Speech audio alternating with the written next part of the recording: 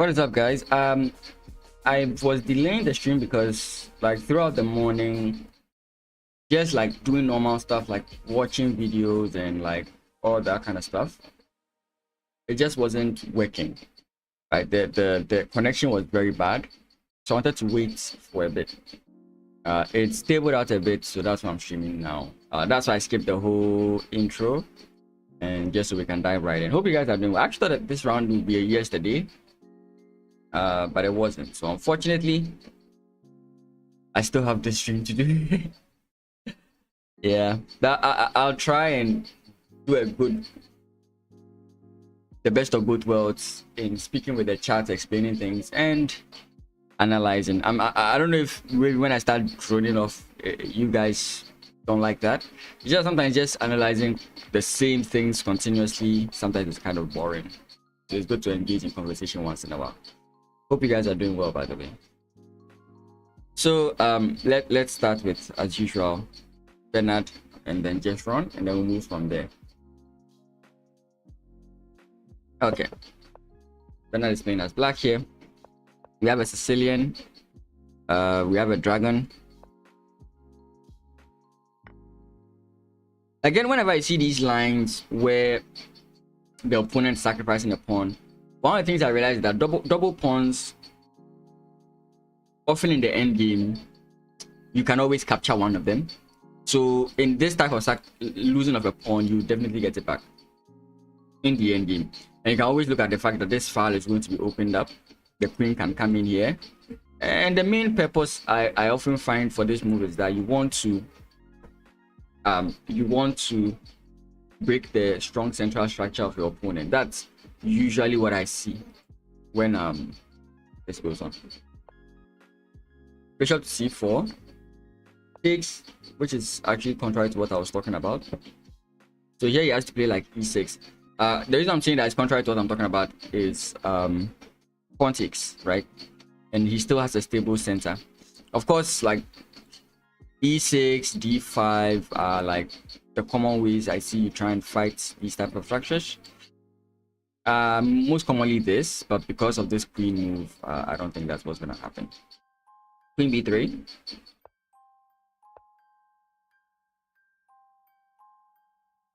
We still can't play d4, d5. Oh, so his opponent takes. Okay, I guess that's part of the opening. I don't know if it's actually that wrong. Oh, okay. Yeah, you can't take. No, you can't take here because I mean, takes the queen is defending. Because when the queen comes in here, that loses the defender. So he plays this uber aggressive move, but also enables this whole idea. So now, black is up a pawn, but white has so much activity. White is very active, and black is very passive. So black is going to have a difficult job of trying to get his pieces out so that he isn't like overwhelmed with a quick attack. Castles. Still slightly better now for black, but still a lot more work to be done. Bishop comes in. a6, very good defensive idea. Very difficult for your opponent to do anything with their knight. And this bishop, this pawn alignment prevents the bishop from coming in here. Okay. And now we have the game. So I think he was afraid of this, yeah. I still find it very difficult for unless of course you've played this opening quite a number of times. I kind of don't know the ideas of this opening that well. Best I can do is try and guess stuff.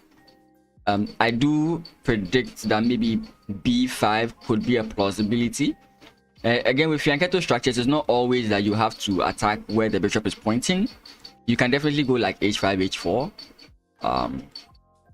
So yeah, still remains to be seen. The lack of a dark squared bishop on white side makes me not so worried about like losing this bishop. Oh wait, I said lack of. It's actually over here. Sorry, I was looking, I couldn't see it. So maybe rook to e. The reason I was also saying that is because like rook to e7 is was kind of like a fine move for me. So maybe we are going to get ideas of like b5 with bishop to b7, or maybe something else. I'm not very abreast with these ideas.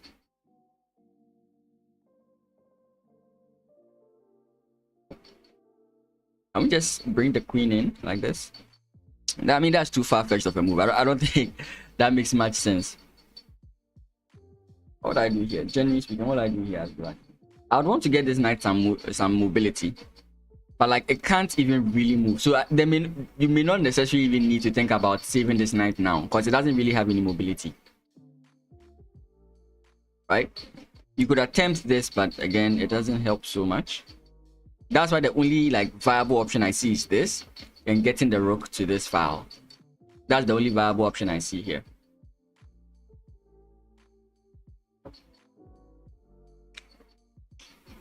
Those are the only viable options I see.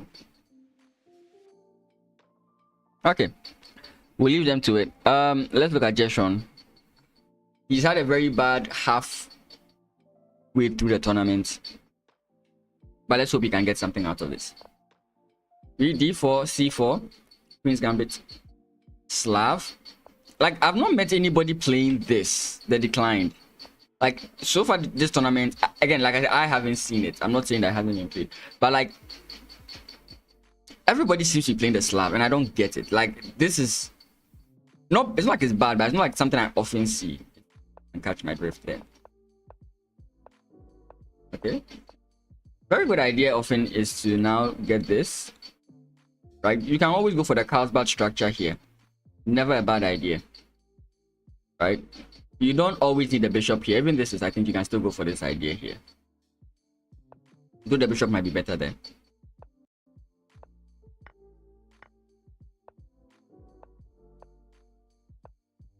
Okay.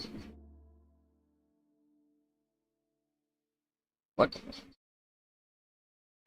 Something just popped up on my screen.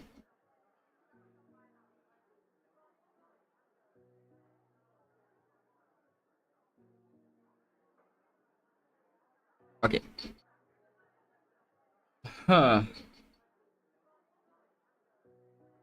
Now, ideally, like I was saying, in these structures, you want to like attack on the queen side, but White seems to have made his point clear that he wants to go for the queen side, which is, I mean, it's possible, but I don't know.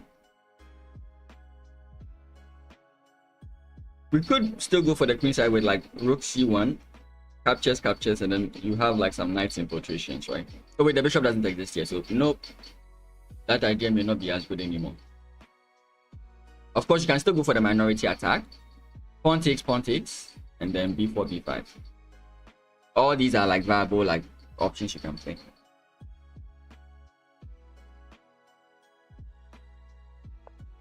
He plays rook to e1. I don't know if you can consider it anti-position now, because it doesn't seem right to try and go for this play on the king side. It doesn't seem right to go for it. Yeah, it just doesn't seem right.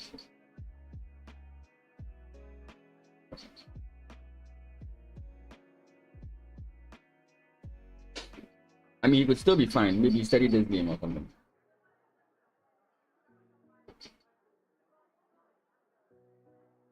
If he takes here, maybe the rook is going to be the one that comes in, or it's going to be like knight takes, because now you can plop your knight in here and play c5, and this knight is going to be a big nuisance.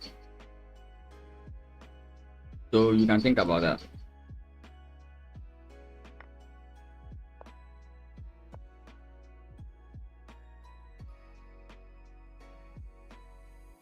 But I don't know if that's what's gonna happen.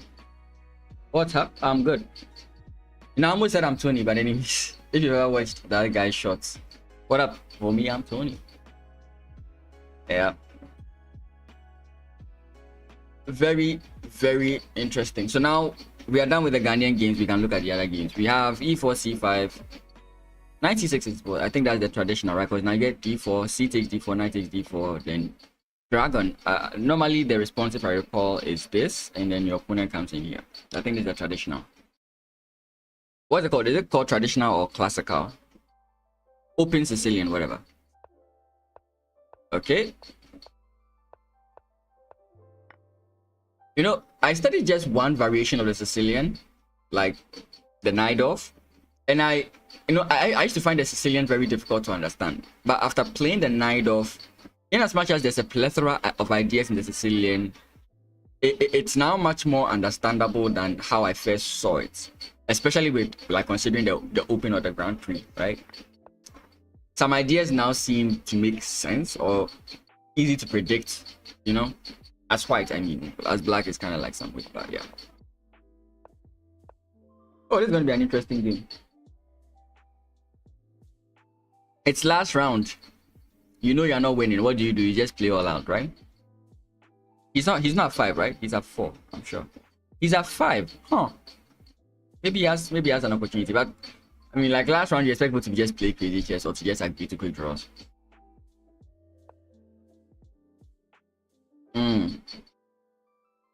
This is interesting. I mean, I could allow this, but I still have plans of castling queenside. Bishop here, pressure on my opponent. This is nice. But he goes for h5 immediately. H5 was yeah. Okay. If he takes, he's gonna take with check first.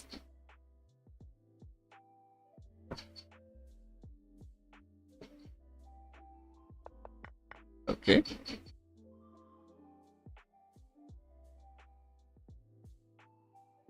This is crazy. Now, I think white should be better here, because you compare the king safety at the moment, like black's king safety is bad and white seems to be like much more safe. That's not to say that like white doesn't have problems, right? The moment black stops defending and starts attacking, lots of things are going to open up, right? And these pawns are going to become a problem. Like, you can develop with tempo is what I'm saying, but until then I like white, and let's see what the engine says. As always, like I said, the engine disagrees with me. The engine says black is completely better. Well, maybe it's because of the tempo attacks that black has, right? Because this knight is going to move to a passive square, you're going to get this move. It's very difficult to continue. So maybe that's exactly what the engine is saying.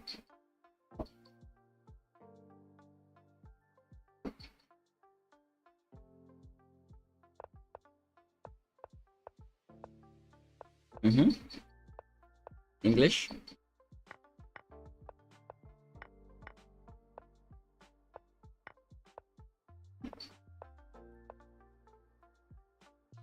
Interesting.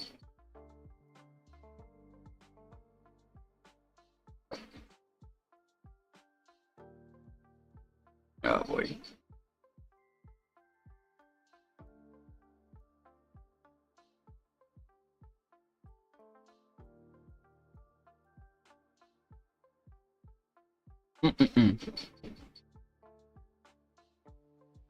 Obviously, the first thing I'm thinking about is moving the knight to try and trade this guy off. But maybe this may not be good for black, but maybe this is what black is aiming to do. Actually, no, it's completely bad, because I lose my fianchetto bishop, but no, I don't even lose it. Yeah, so I don't think that's the case. So here, this move is not it. So what are we looking for?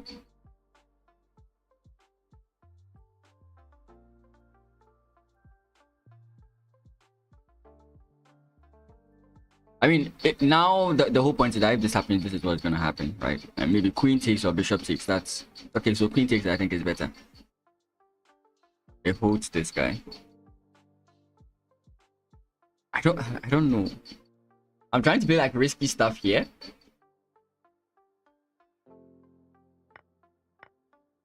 But I don't know.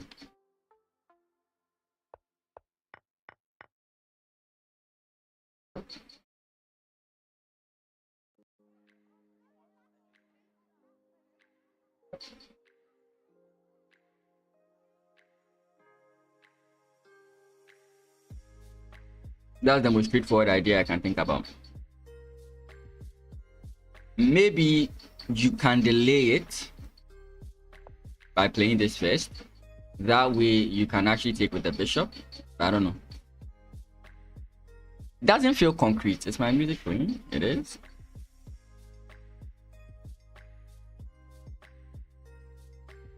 And let me know if the mic is doing this strange sound. When I started this, it's not. But just let me know if it's doing some strange sound, and I would fix it. Sometimes it happens midstream. Okay. Ortega. Mariano. Did he win yesterday's game? Hey, thanks, Sicilian. Yeah, he won his game against Oladapo. Wait, he lost to Elisa? Nam.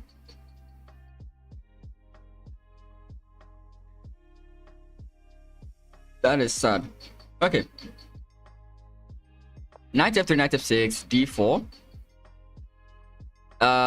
Okay. I was going to say something about knights. The starting with the knight. It's not a bad thing.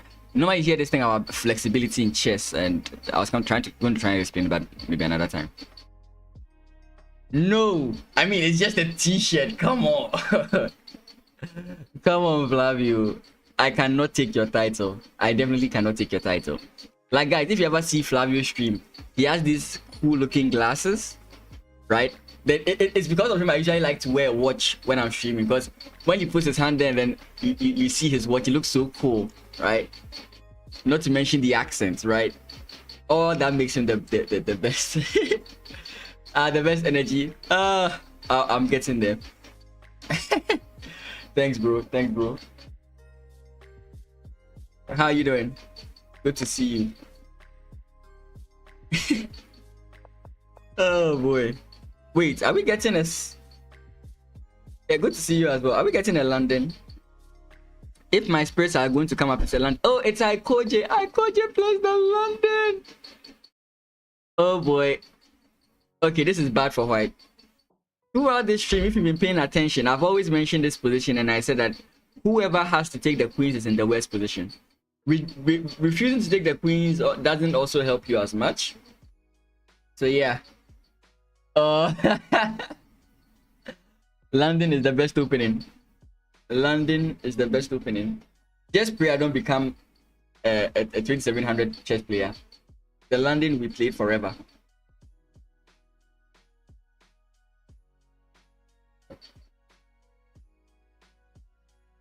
Yeah. Anyways. Oh, this is the actual line that was played. Nice.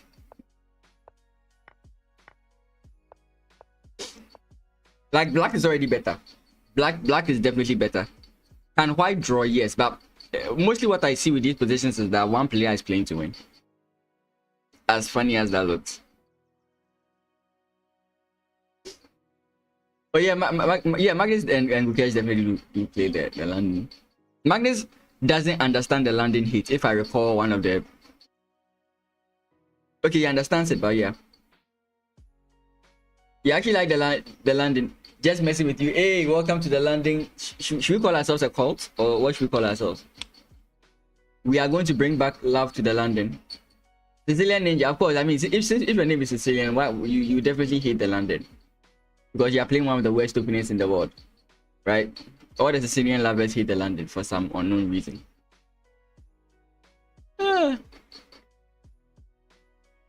So London was... I said London. Magnus was actually complaining one time. I think it was about the engine, and he was complaining about how that because of the engine, lines like the London that you can play with minimal preparation, you still have to like steady or something like that, because there are times you don't want to really overthink in chess, and you play an opening that reduces your thinking, like the London. Again, in the opening stages, in the middle game, of course, you have to think back. When you play London in the opening stages, you may not have to think. Yeah. Exactly. And the traps in the London are very, very small. Like, the traps in the London are not so obvious unless you've been hit by it before. Right? Mostly you watch these videos where they are like how to crash the London in 10 seconds or in 10 moves. Yeah, I mean, it's if your opponent is unaware of what you are doing. Yeah. And it is very solid, for sure. I'm instantly thinking about this, though I understand the repercussions of opening stuff up like this. I do understand the repercussions. But yeah, I'm looking at it.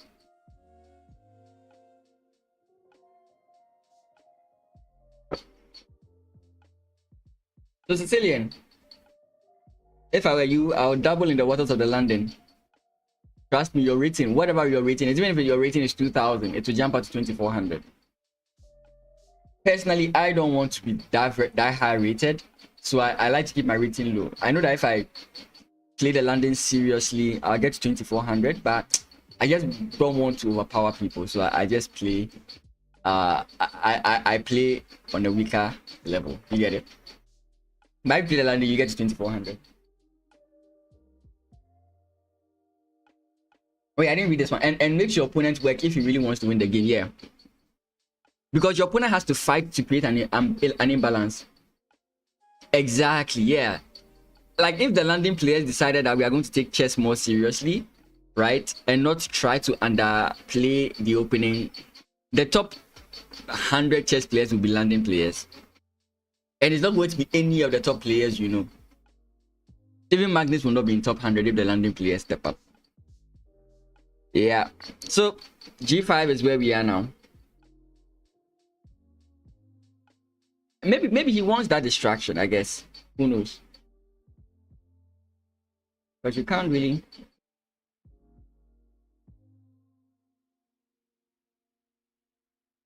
Like, I think that black should be better, but this G5 move is making me rethink.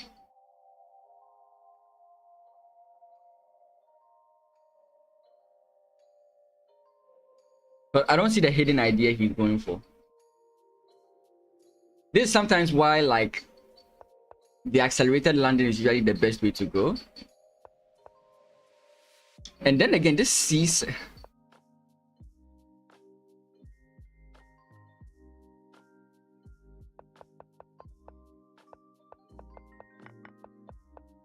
Every time I compare the accelerated landing to the like classical way of developing the landing, I always feel like the accelerated is much better.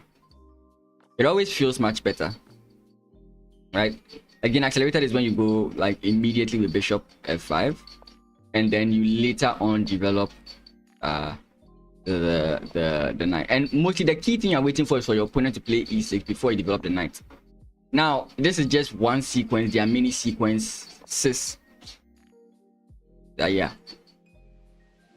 I think black is just squeezing that queen bishop. Is just squeezing that queen bishop rook. If yeah, I think black is just squeezing that queen. Is just squeezing that queen bishop rook. That queen bishop and rook. If the h file opens up, okay.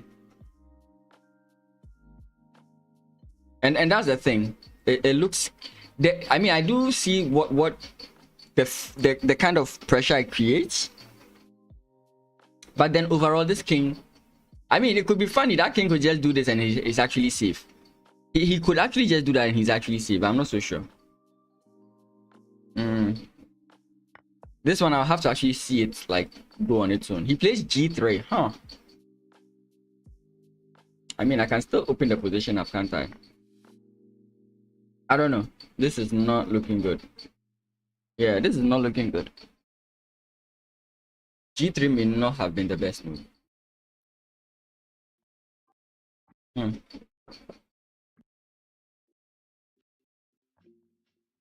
Unfortunate.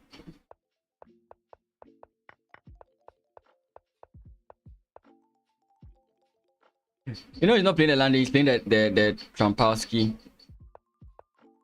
And I still see London ideas. I always just see London ideas. Now we have a Carlsbad pawn structure.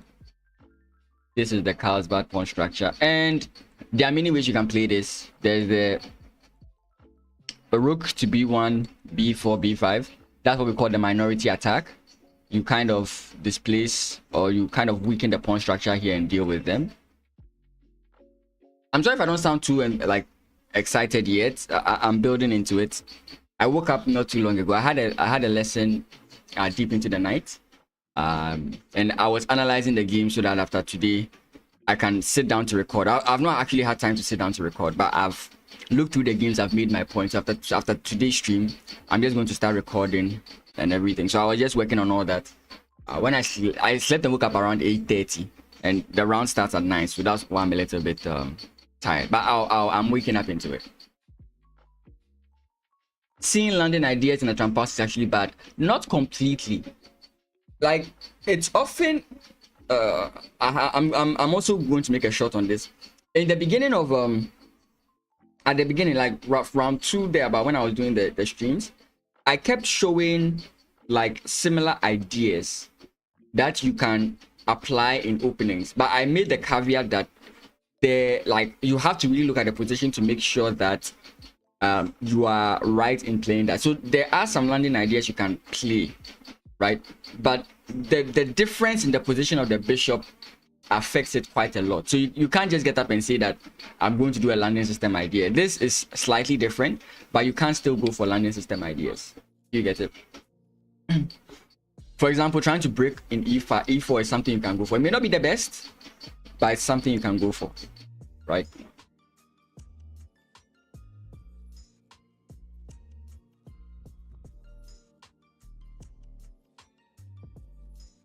But chess is funny, right? Chess is so funny. E4, E5, knight F3, knight F6. Italian. Spanish.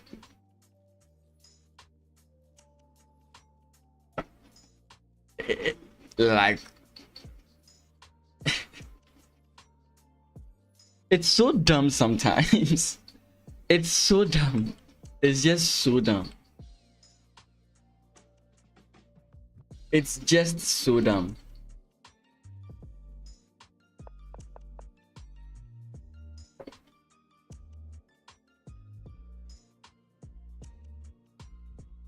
You could play this. This may not be something everybody would like, but here you can close the position. And I know that there's this, but I think here black is able to be okay.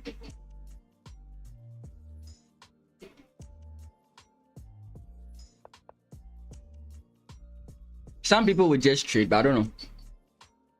I personally am not okay with this. There's too much staring down here to play something like this and allow this and all that kind of stuff. Right?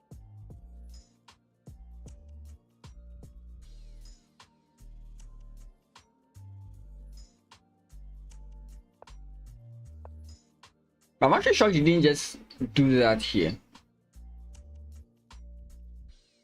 Or he wants to keep the bishop, because I don't know.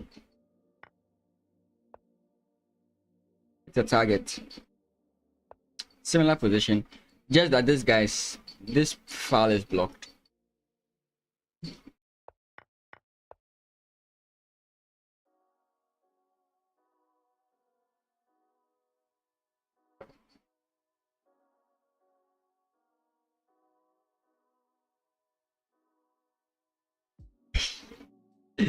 No, chess is funny. Chess is funny. If chess wasn't funny, I'm sure you guys remember this moment. E4, E4, king, king. That was funny. Like, the way people got pissed off for this. Like, I was laughing my socks off. Like, this thing made me laugh. It definitely made me laugh. This made me laugh. This made me laugh. This made me laugh. When chess jokes are being made, it's not common, but yeah, it's not the bomb cloud, not the bomb cloud per se, but certain things that the chess players do is what makes chess funny, right? And sometimes when you're playing chess against an opponent that you know, and you play a move, like there are some friends of mine, when I play a move against them, we just start laughing. Yeah, Dupop Nepo. I mean, that was dumb.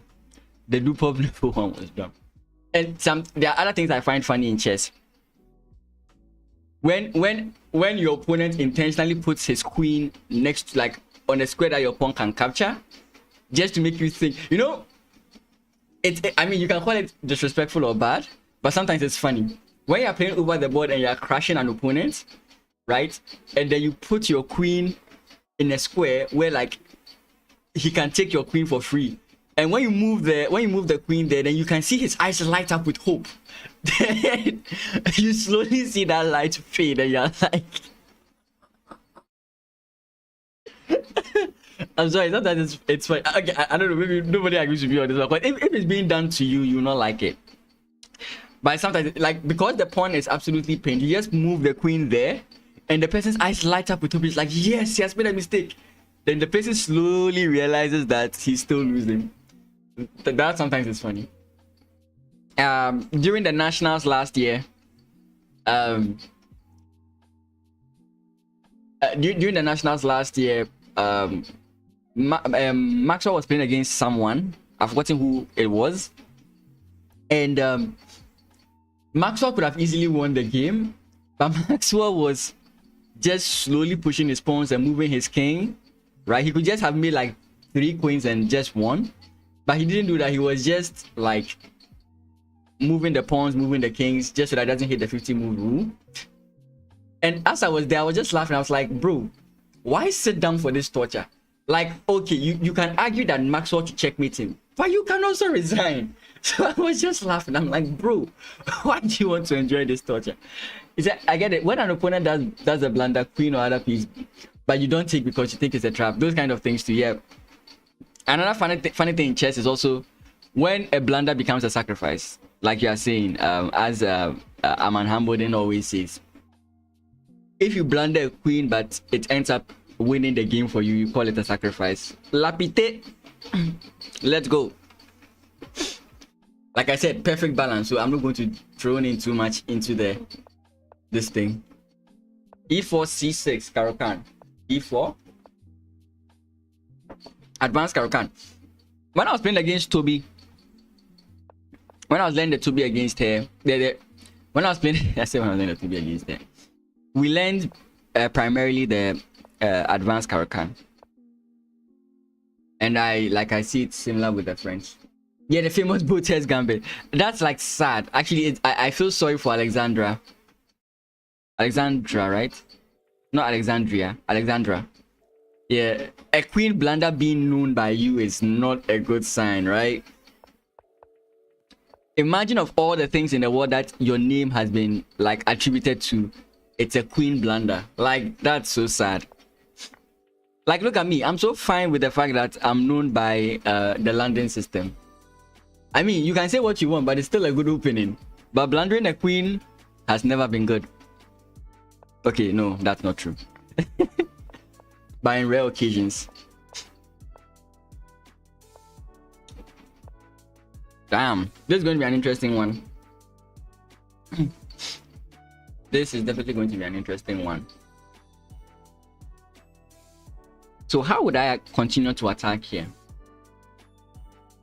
Obviously, I want to plot my knight here.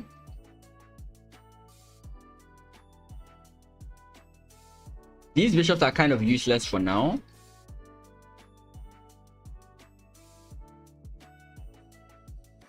I don't know if we want to like pawn push, knight jumps in and then get like, how do we get the bishop here? That is not a blunder. That is a sacrifice, brother.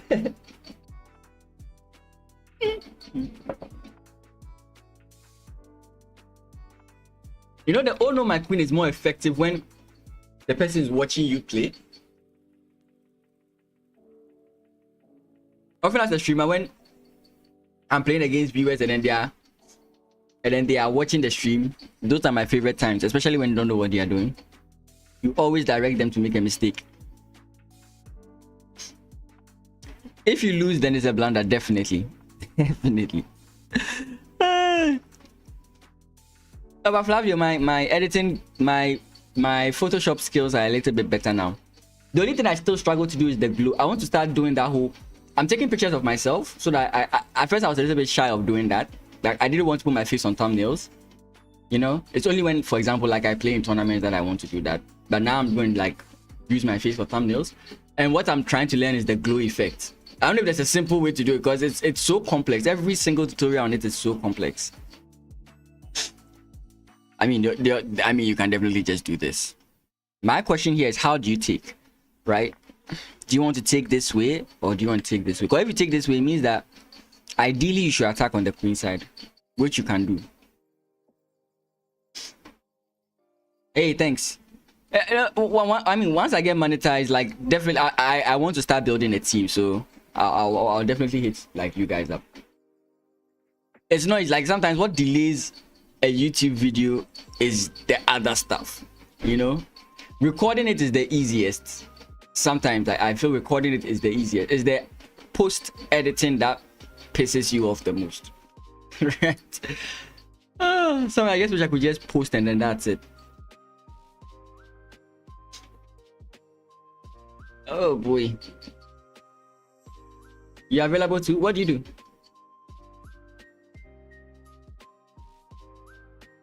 And Sicilian Ninja, what do you do?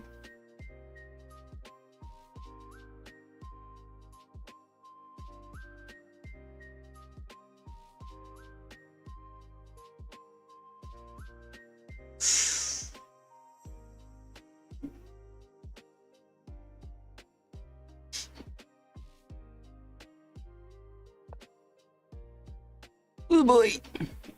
I don't think like this is a boring way to go. So I don't want this one. I personally will go for knight. Knight back is also bad. So my mind is all for this. Oh boy.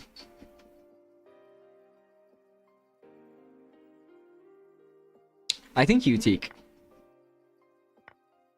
I mean, I think this is the best way to go. Let's say, I don't know, the knight can go forward, but maybe it's not advisable. So let's say that like the knight goes back. At this point, I think like it's fine. I don't know if going here is good enough, but like you can just castle queenside and focus your attack here. Most people like to attack where the king is facing, but I don't know. Sometimes it seems counterintuitive to attack where the king is not, but it works. Kennedy, is he playing the London? D4, knight f6, knight f3, g6. There's still hope for him. D4. So for today, I'm supporting Kennedy. Kennedy is my friend now. I'm supporting Kennedy. I'm supporting Kennedy. Okay.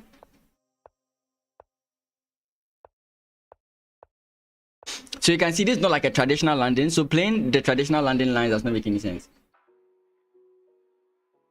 Oh, civil engineer.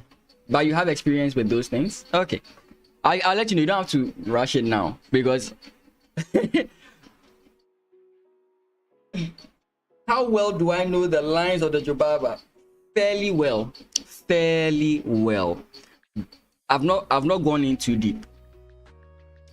So let's say I know about 6 lines of majority of the variations of the Jobaba.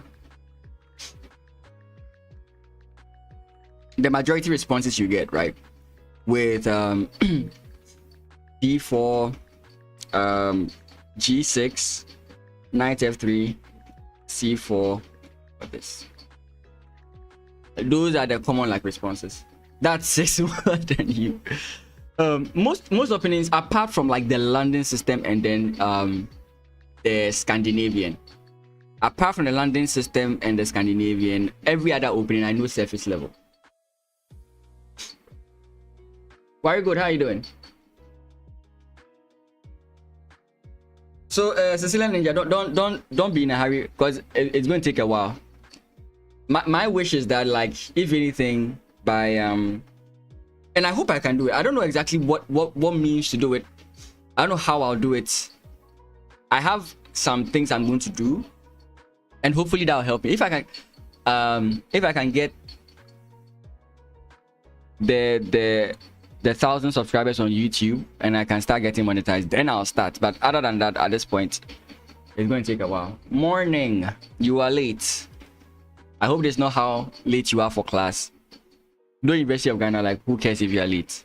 Unless of course you are my chemistry lecturer. My chemistry lecturer never liked people who were late. I recall level 200, the first lecture of the semester. You know, the first lecture is when they give you the course outline and that ends it. So most people don't come during the first week. So the first week he came for the lecture and we were like 12. The class is 180, like 180 plus students. And when the lecturer came, we're just 12 in the class. He was like, is this everybody for this class? We're like, no, sir. He says, lock the doors, take a piece of paper. Question 1, what is an atom? After we finished answering question 1, he said, pass your papers forward. And that was it. I got my 15%. And he only does one IA, and that question was our IA. And that was the first class. He got so pissed off, he just asked us to define an atom. And woe betides those who said the atom is the smallest indivisible particle of an element. Anyone who used that word indivisible has not updated his definition. Vaughn, how are you doing? Good morning. How are you doing? We're looking at Kennedy's position. Sorry, flip.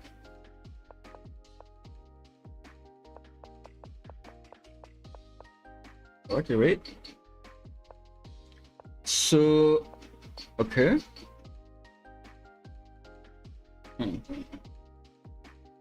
You could push a5 here. A5 here does a very good job of controlling these pawns. It's a more positional idea because you lock down these pawns on the light squares, right? And I've mentioned this whole idea where you bring the knight in here to control. My keyboard is pressing itself. So that is there. Yeah, you notice what it's doing, right? Oh, when the new laptop comes, you'll be shocked how excited I'll be. Yeah, so, oh boy, it's not allowing me to analyze that position.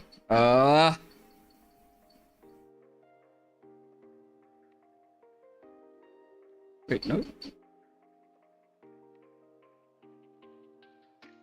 Give me a second. Back. Flip the board. I want to know if he doesn't go for it. He's rather going to try and weaken the structure here with b5, right? Which is also a nice idea.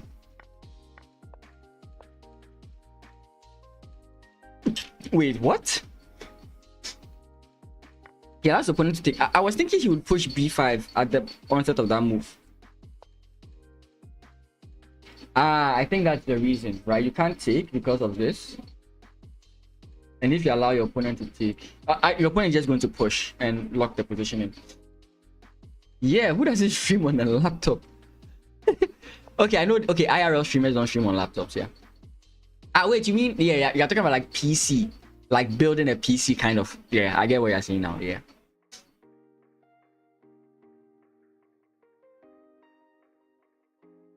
Where rook b1 supports b5.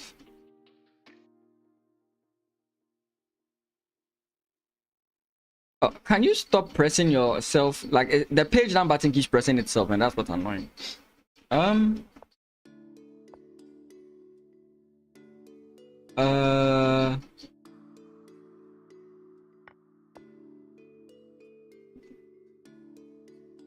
No, are you saying that you were thinking that he should play like this, and that way if takes, then maybe he has the rook defending? Is that what you're saying? Cecilian, I don't get what you're saying there.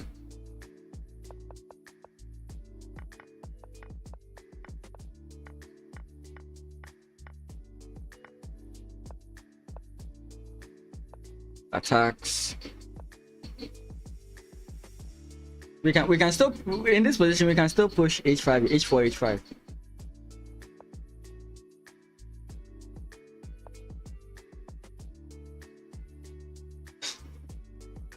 Even though there are little pieces on this board, you can still attack. It's still plausible to go for an attack here. I mean, the only problem that I see for white here is that he doesn't have a dark squared bishop, but you can still try and weaken your opponent's structure. Or maybe you go for queenside pressure. Oh, I think c4 is coming in. No, it's not coming in. This guy's hanging. So maybe you can go this way yourself. Because this pawn is quite weak and you don't want to keep it on the board. So you could go here. I don't see any like impending threats from your opponent.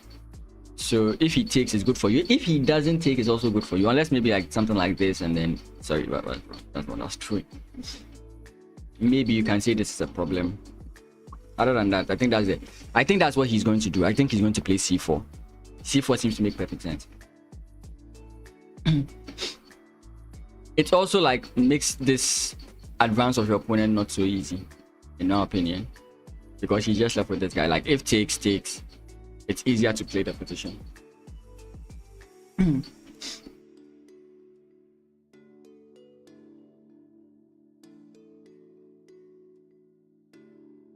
I don't know. I think white is okay. I think white has a slight edge, but this could still definitely be a draw. Yeah, plus 0. Sorry, 0.0. It's not even a plus.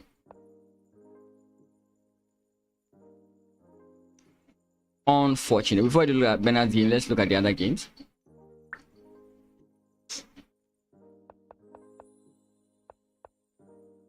There's the Stonewall.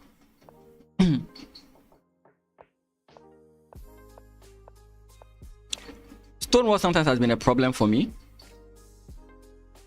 But I do have like ways I've learned to deal with it. I don't know if that's like the best ways, but I do have like ways I deal with it. Knight jumps in.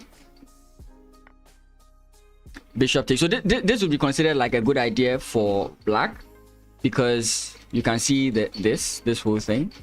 So it's like the light square bishop is much better here. But yeah, this is too slow of an idea. You can do it with the rook. The ideas like that, I know it's one of those ideas I've not really mastered, like putting the rook here and pushing for an attack, even though it's like it's not a clear straightforward attack that wins you something. It's also one of those ideas I try and learn. E5. Maybe this one let your opponent take. Yeah, you choose what you want your opponent to take.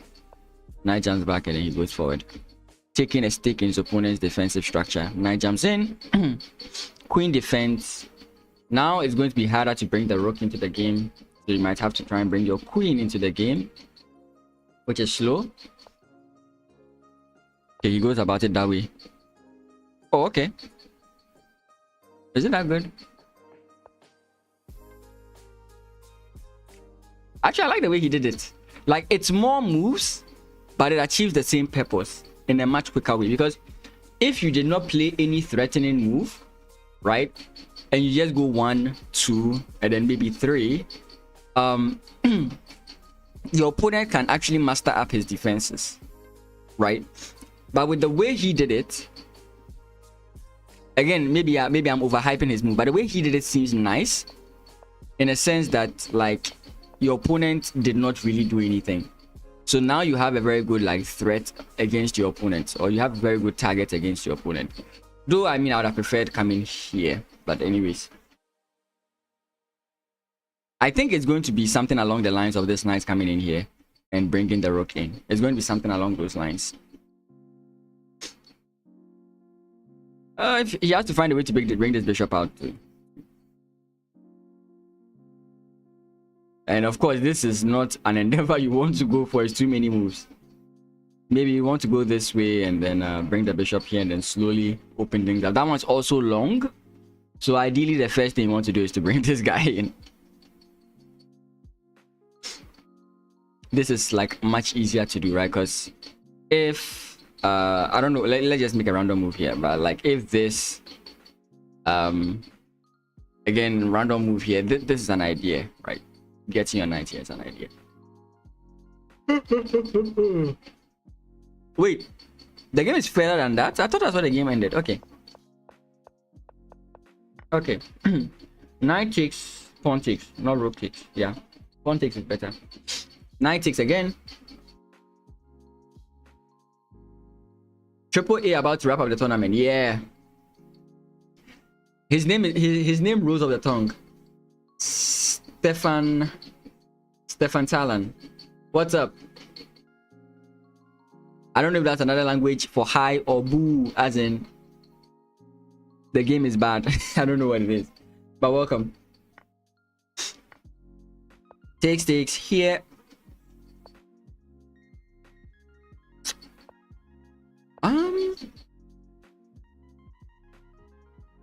Yeah, so this is a multi-purpose move. We are threatening to take the pawn with check. Okay, no, it doesn't really open the attack on h6. Though you might want to like defend it at some point. So rook takes. If the rook takes, then that's it.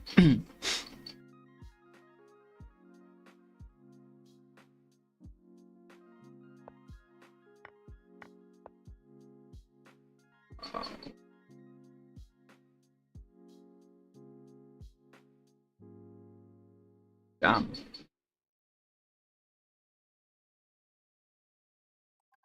All of a sudden, White's position seems very bad. I don't think it seems very bad. I think it is very bad.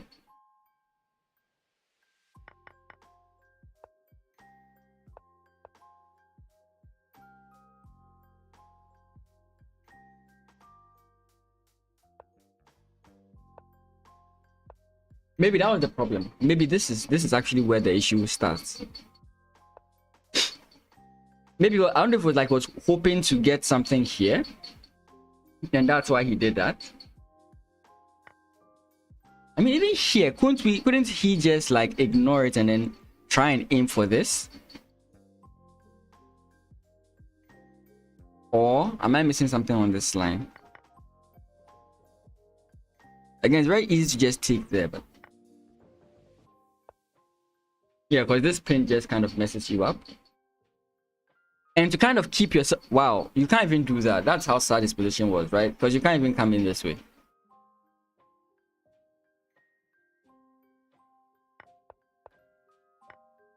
Yep.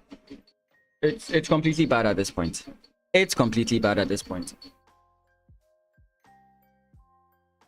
Yeah, black is completely fine. Engine disagrees with me. Engine once again disagrees with me. I hate the engine and how it disagrees with me.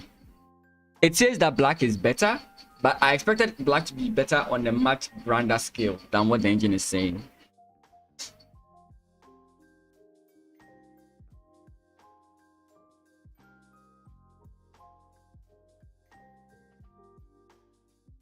Bishop d2 instead of f5. Yeah. I mean, I think almost anything other than f5 would have been fine. Right? Bishop d2, I understand you want to like maybe develop. But maybe he was afraid it's too slow.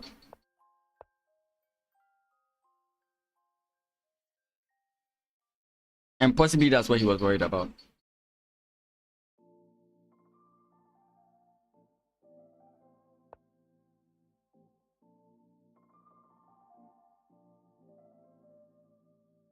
Who knows?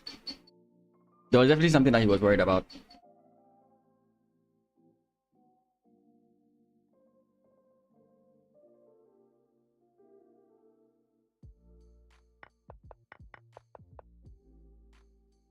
This is scary. This is very scary. And the fact that he can take this at any point in time and yet he's just being patient with it is also some like. So you want to go this way and then try and bring your rook here. I mean, I don't see how you stop these pawns. I don't see a rational way in which you stop these pawns. Not a good sign. Okay. E4, C5. Oh, this is... The Sicilian names are too much. I'm... Okay, now this looks like an Alapin on white side. Mm-hmm.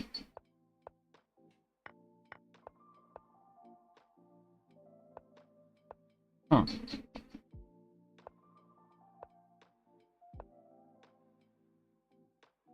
How would you allow all this? Because it doesn't look like he wants to go for the queen side. So I don't understand why he didn't, for example, just push like e5 here. Another like good thing about, again, e5 that I see here is you make it hard for this guy to develop. It's possible he's also worried about this, but I don't know.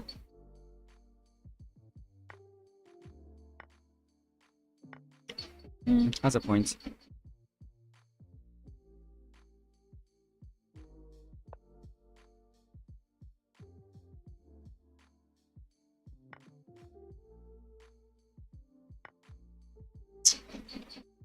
Let's see.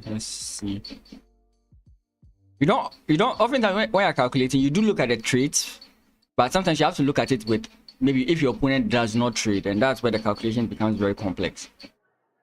Right, but right now I'm just assuming all trades and seeing if there's anything.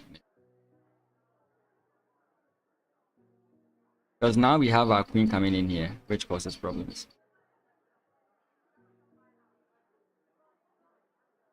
Bishop. Maybe in the future or something. I don't know.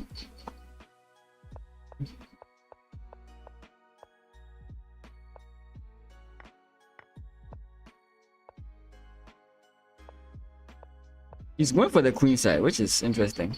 The way he played the opening, I wouldn't have suspected that he's going for the queen side. But here he is going for the queen side. But I mean, so far so good. I mean, the rooks can take over the file easily, but beyond that, I don't know. Beyond that, I don't know.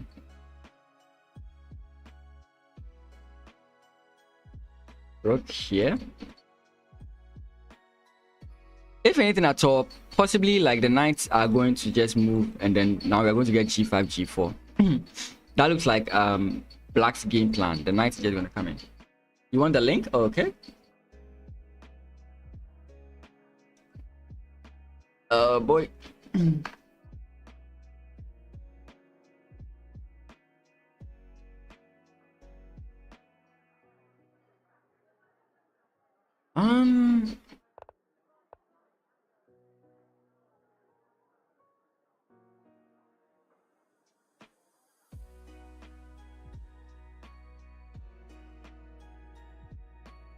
I don't know who I support that much yet. Actually, I'm trying to look at this target here may not be that good because you're allowing stuff like this. I didn't mention anyone got pissed. Maybe that's a link. I said maybe that's the terminology I don't understand. But yeah.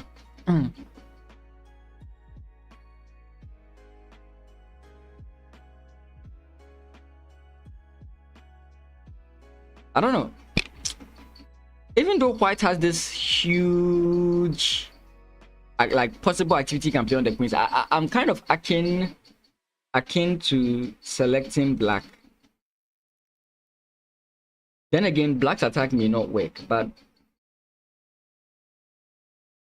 because knight, that's 1, 2, 3. He has 3 moves to start something, but it looks a lot different for white.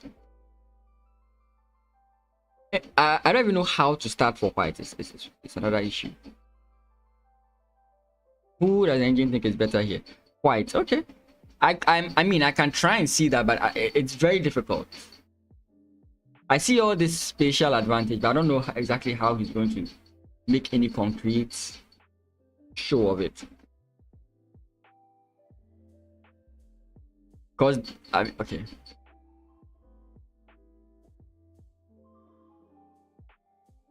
So what did it say is white's next move? Rook to b1. I've mentioned that.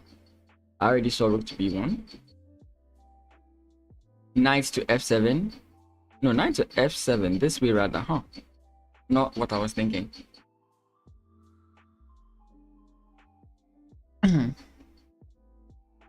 It still remains to be seen. I mean, my prediction about the whole Balogun thing went on correctly.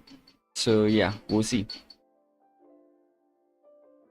Diarra Sirike or Strike.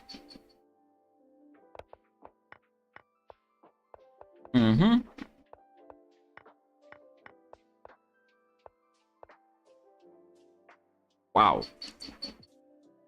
Knight f7 is a move. Okay, no, it's not a move. But what?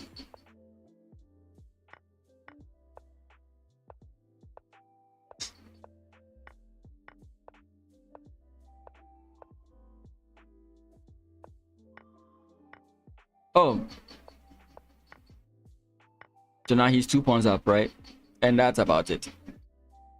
Now this is an endgame with knight, so in as much as white is clearly winning, it's still some chess to be played.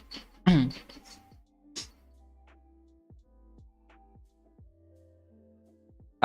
to e7, to e2.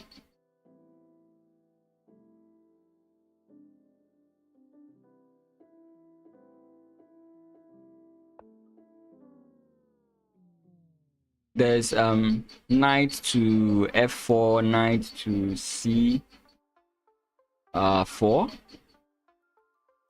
and they all come with a follow-up check. So even if you try and kick out the knight, for example, like this, comes with a follow-up check. No, I think then you should go the other way around, rather. That way the king can come in.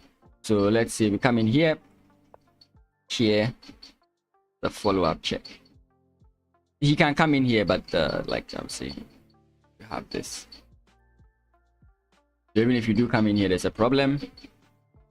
Knight will have to move, and then the attack goes on from there.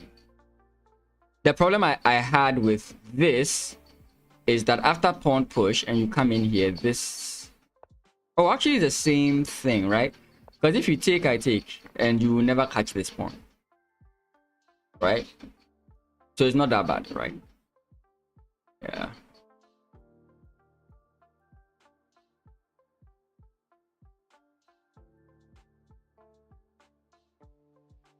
I'm sure you see that. He's 1700. There's no way he didn't see it. There's no way he didn't see it.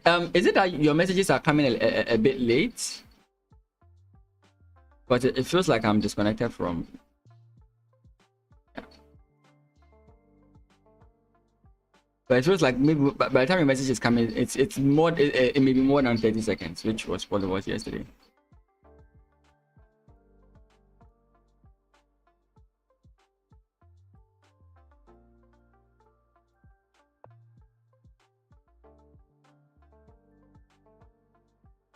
I mean, there's no other way. You can go this way, but the pawn push.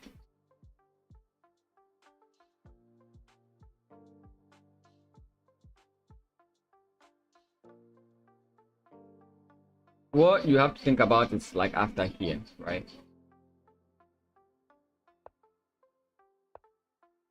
Is it worth it to allow this? A fish playing chess. Hi, welcome. That's like Darwin, right? Darwin from the Amazing World of Gumball.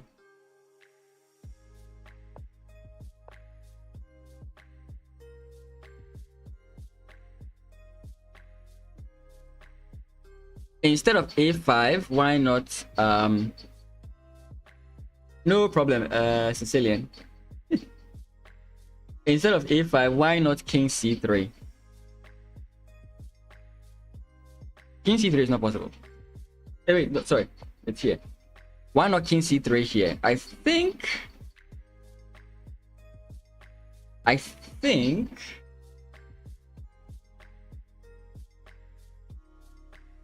oh, there's a sacrifice coming on, but I don't know where.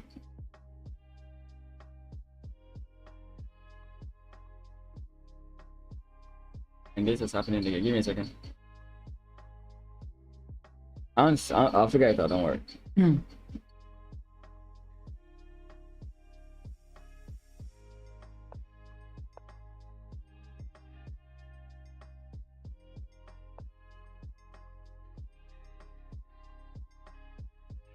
My initial thought was this, but I'm not so sure yet, because like if this, I was thinking that you have this. Knight goes back. I don't know where the knight would want to go back. But I was thinking that probably these 2 points are too strong, but we don't know yet. Let's go back.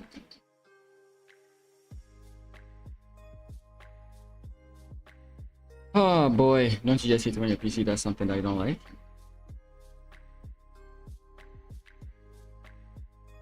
Sorry?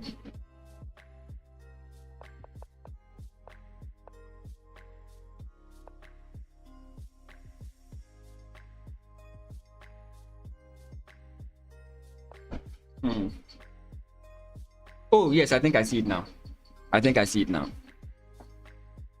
It's my keyboard. My keyboard keeps pressing page down, so it just jumps to the last move, and I'm trying to fix that. You fix it by actually pressing the key, which is dumb. That is annoying. Okay. So quickly after this, you simply go back. your opponent can come in and then it's like we can repeat the position, or we just like, yeah, we kind of repeat the position here. And any attempt of your opponent to get to these pawns results in these pawns promoting. So that's basically what I'm just quickly summarizing it. So it's possible he saw that. So what's the current move? King c3. This is where we are now. So I think that's the answer there.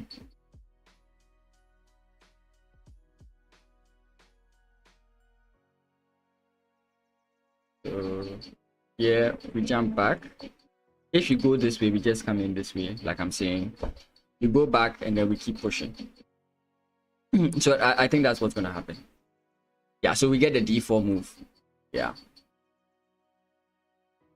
The knight has to move. And this is where I wonder, is the plan to actually sacrifice the knight? That's what I'm not convinced about yet.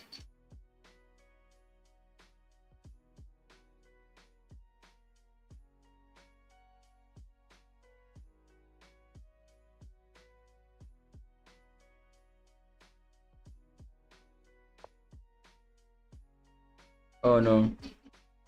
Of all the knight moves, I did not like this one. Now, like if this knight comes in, let's say for example here or here, right? It's a little bit harder to, like, even if you save the knight, for example, your opponent can take the pawn, right? That's the thing. But if you move here, I have tempo. So like even if you then decide that you are going to save the knight, now I can also save my knight and you don't have access to this pawn. So of all the knight retreats, this is the current position. Yeah, of all the knight retreats, I thought this one was the worst.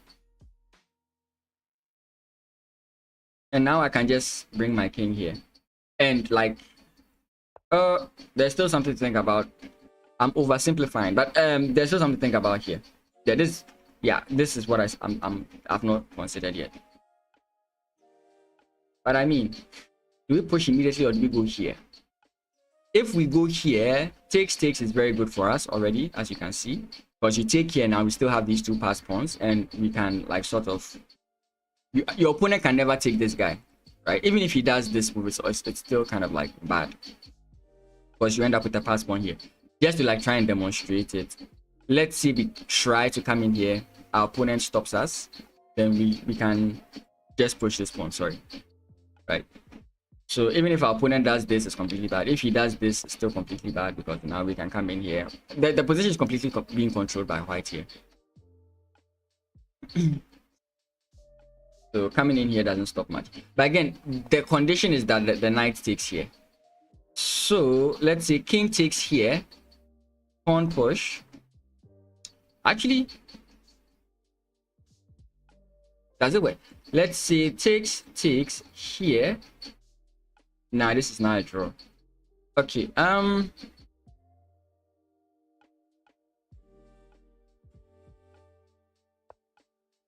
wait, he played b5?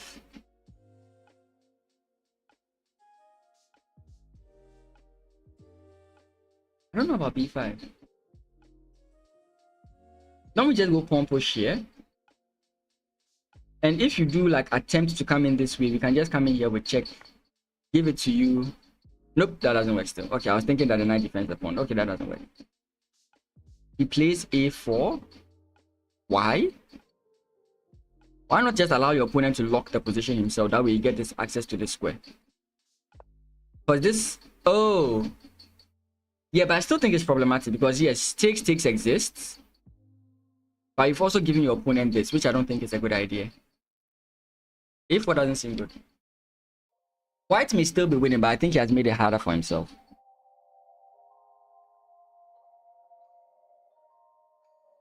This is getting interesting, so that's why I'm staying here.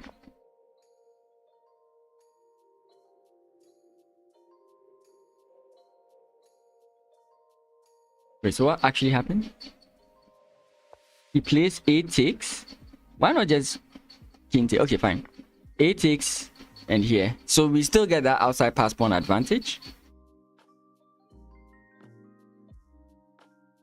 I think white should do this. If you can get something like that going, it should be fine. I don't know.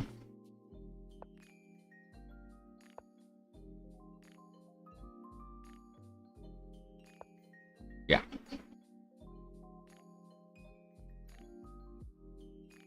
Because this knight is what's actually preventing your king from joining the defense. Yeah. And now you have pawn push. So even though he takes, you still have this move. He can come back here, but then you have this move. The king can come in, but it's not enough. Right?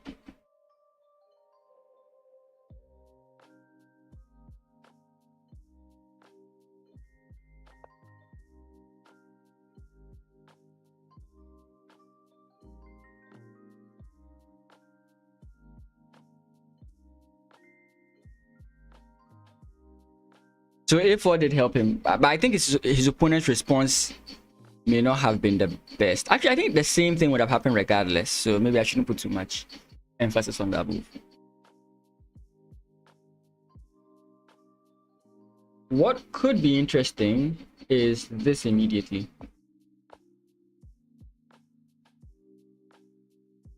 Nah, still doesn't work. Still doesn't work. Look, we are trying to help black. We are trying to help black, by the way.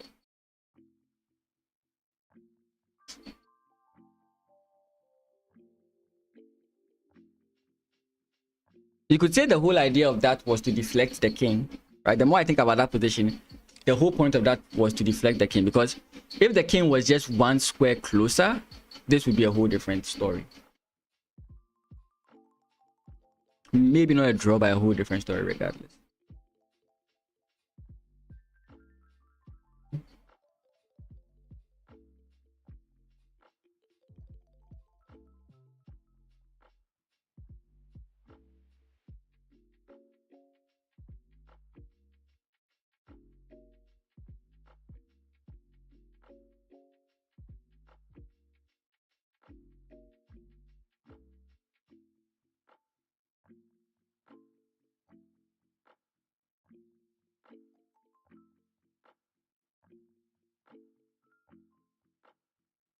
Yeah, white has nothing to do. Sorry, black has nothing to do. White is obviously. You can always pick the other if you want, but here you just go d6.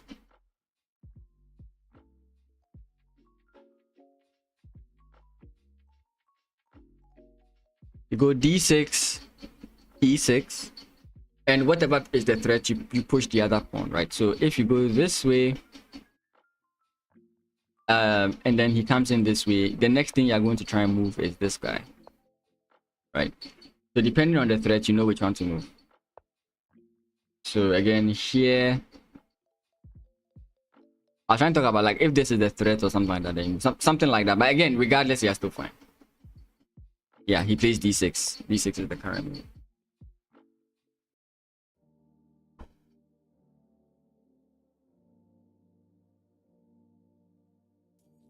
It would have been okay if his knight was over here. If his knight was here, it would have been a much different story.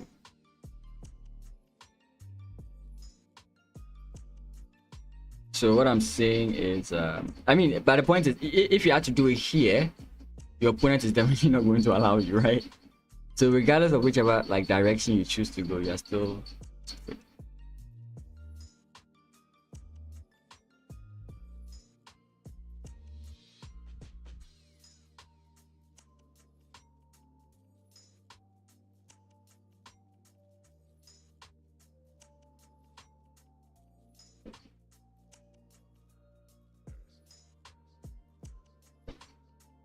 The best you can do is just try and take the pawn, but your king will never get there in time. You are losing regardless. Even if you take the pawn, you are losing. If you get close with your king, you are losing. The only thing that's safe here is your opponent blundering, and that's not a good place to be. In such a position where your opponent has to blunder, well, especially when there's not much to think about, that's not the kind of situation you want to be in.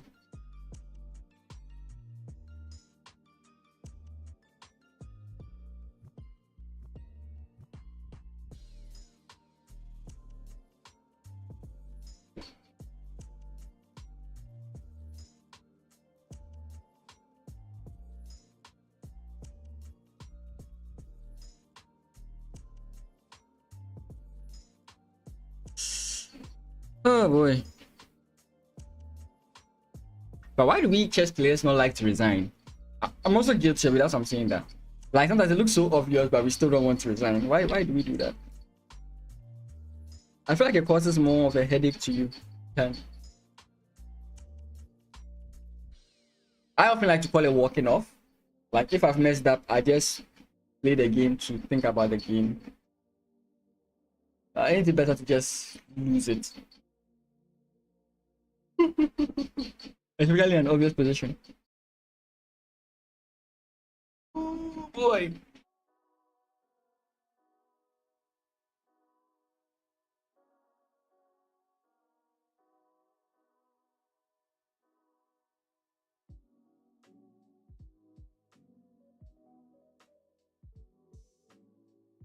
Okay, he's not making a move, so we'll just move on to something else. It's quite obvious what will happen here. Yeah. Amewunu versus Adewale.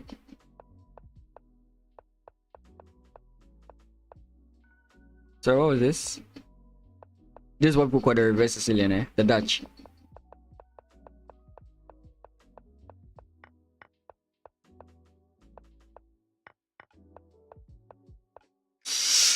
Okay. That's an interesting castles. C6. Put your brush on the pawn. Bishop comes in.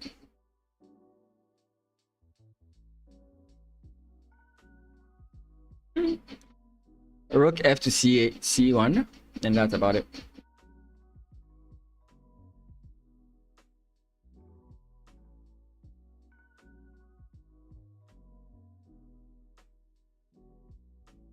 We'll come back to just running the rest. We just want to finish these guys' games. Okay. Kamara Asumana. E4, E5, knight F3, knight C6, bishop E5. A6, bishop E4, knight F6, castles. Bishop to B3, rook E1, C3. How is Bernard doing? From what I recall, he was okay. But we are just looking at the other games and then we'll get back to Bernard and then just run. H3, knight A5, bishop to C2, C5.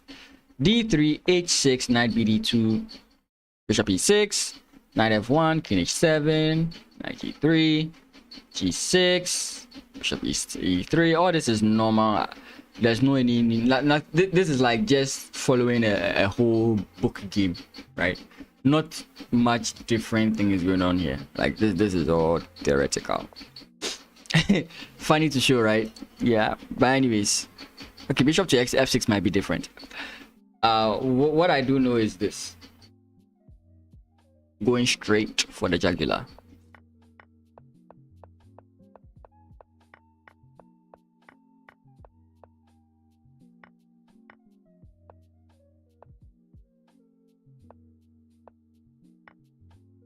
Okay, knight takes, and you get this aggressive position. So why did white do all that? Because I don't see it. I thought white did that to gain some sort of advantage or some sort of pressure, but I don't see it. Yeah, I don't see it. Like here.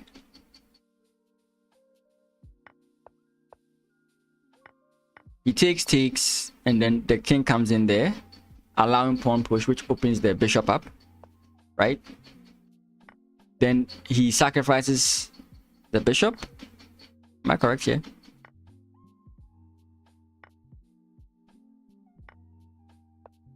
Then he saves his bishop. His opponent counter sacrifices, and now we get this rook up.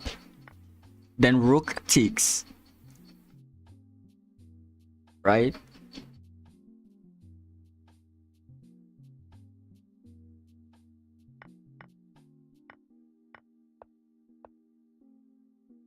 I don't know. Doesn't seem good.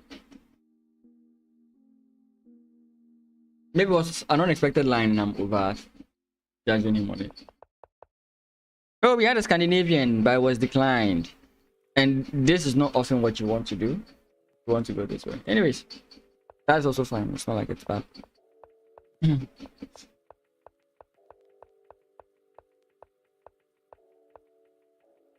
Yeah, it is already bad for black.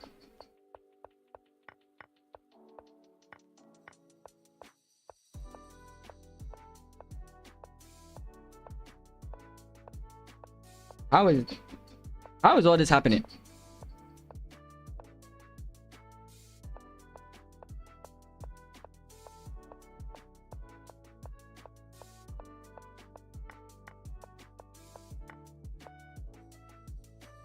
What is white doing? What is white doing?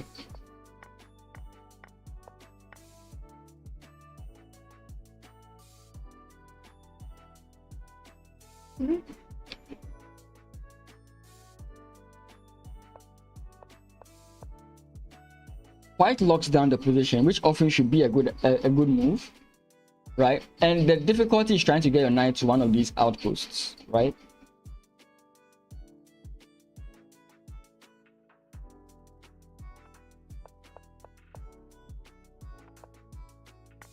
And he does that. Here, he refuses the trade, but opens up the line. So I think white here. So after this,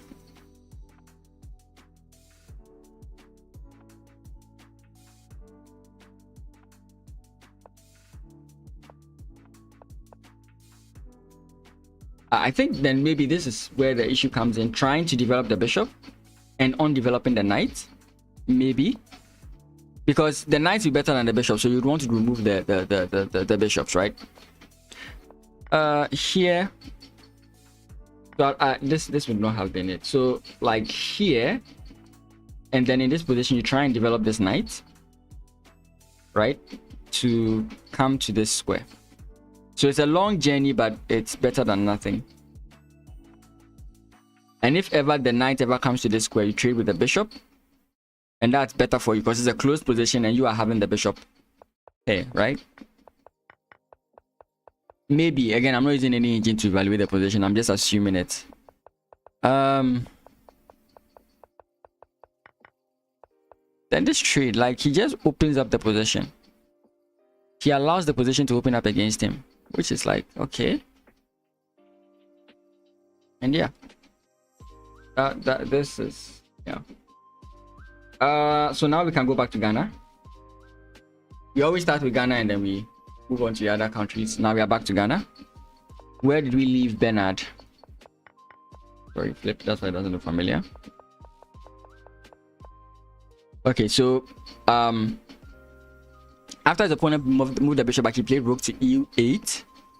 Then after the rook comes in, he plays b5. So b5 was what I mentioned here, because it doesn't look like there's any other easy way to make any progress as black.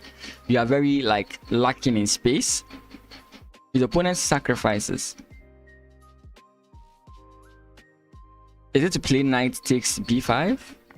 Yeah. We pin. We can take the rook. He takes our rook. We take with our queen. Still looks good for black, so I don't know what he gained from it. I don't know what he gained from it. Maybe that he didn't gain anything from it. Yeah, and now Bernard is getting active. Knight jumps in, which was a move we're expecting. It attacks it forks the queen and then the knight. But your real target is to take the bishop on d6. So that's what you are actually going to get. And you basically have the better pieces on the board. I think here you can even just, because of back rank. No, even with back rank, you are fine. You can even just play rook to b8 here. And after rook takes, you take the queen and you are still completely fine. But he decides not to do that. Targets the weak b2 pawn. His opponent has to go in and defend or block. Which opens us up to rook to b8. Maybe at some point Bernard has to play like h6 just to be free. But rook to b8 is also a move. Knight jumps in, queen retreats. He's offering the queen trade because he's much better off, right? He has more material than his opponent, more minor pieces. His opponent obviously refuses. Back to the defense. Knight comes in. We are having a fork on this d3 square. Rook comes in. D5? Huh. I've disconnected. Are you kidding me?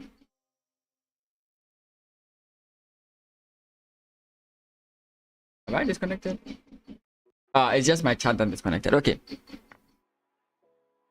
Takes, pawn takes. That creates a passed pawn. But such a loose pawn, I don't know if you really want to do that. You've given your opponent a target.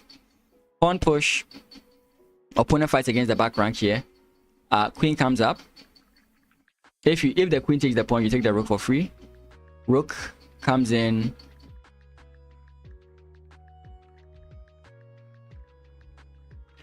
If queen takes, knight f3 check, winning the queen. Opponent offers a queen trade. I think he will take here because he was often trying to trade the queen, but his opponent didn't allow that. So yeah. And then comes in the check, because you are spoiling your opponent's pawn structure and you are getting the knight back. Because if you play g takes f3, if you play g takes f3, your opponent is going to play rook to e1 and win the knight, and is still defending the pawn. And what again? If you refuse and you move the king, rook to e1 is checkmate. So you just spoil your opponent's structure, and then yeah, this is Bernard is definitely winning. I'm sure he's trying to calculate if this is actually problem free, right? And I think it is.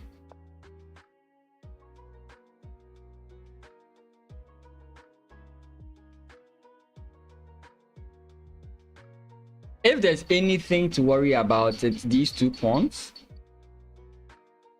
But I think after the rook maybe sacrifices itself for the pawn, these guys are just gone.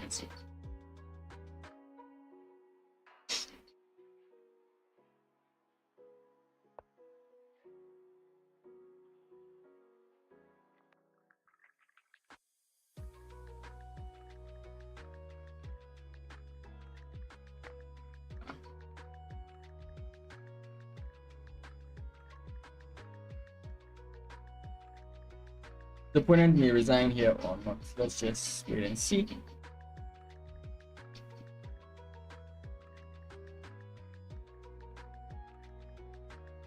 The points here, if you check, I block. Oh, he goes for the immediate pawn push. That's fine. So we get here, bishop comes in. Rook probably comes in here, king comes in here, then we get pawn push. Or you can't even push any of the pawns. Actually, wait, you can't push any of the pawns. If you push one, the other one gets captured. If you're okay with that, that's fine. Pawn push again. You can play this here and then this. I don't think that's a good idea, because your opponent is going to come in this way. Pawn push takes. Sorry, pawn push takes here. Oh, actually, you're still fine, because your opponent can't come in here, but she just promotes. Okay, regardless, I was thinking that there was something there, but there isn't. If I've missed something in the calculation, we'll figure it out.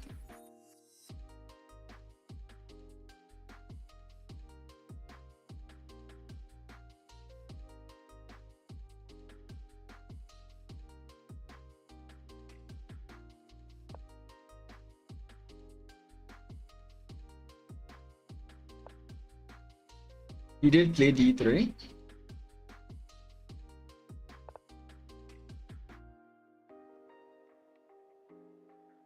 Everything is as we are predicting.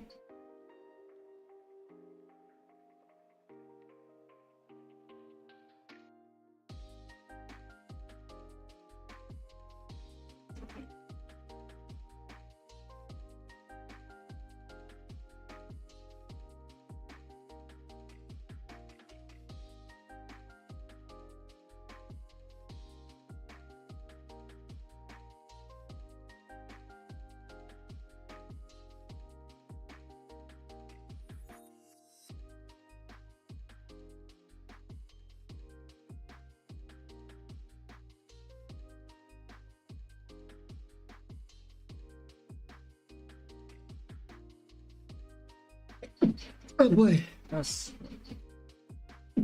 Oh boy. Oh boy.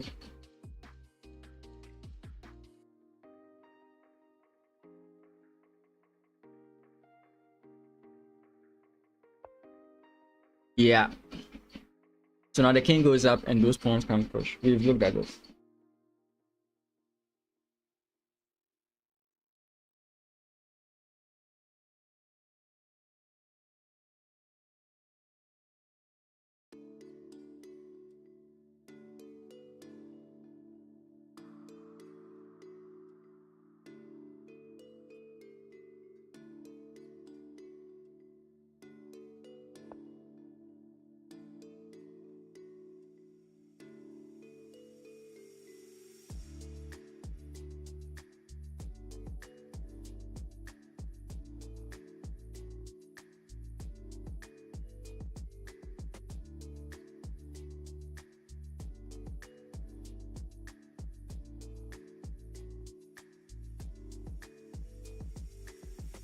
Sorry.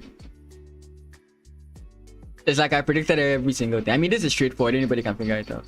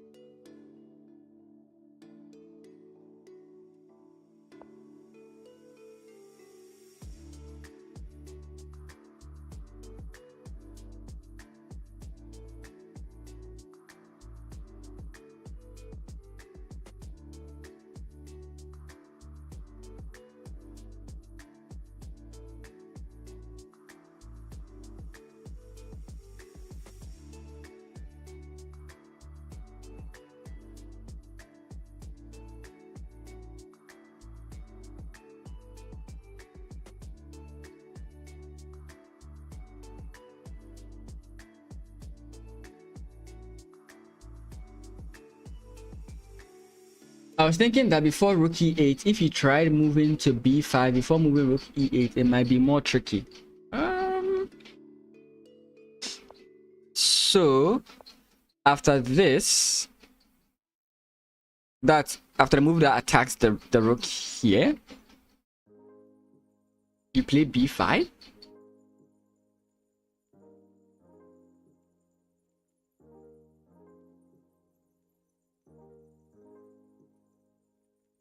Oh, am I missing something? Because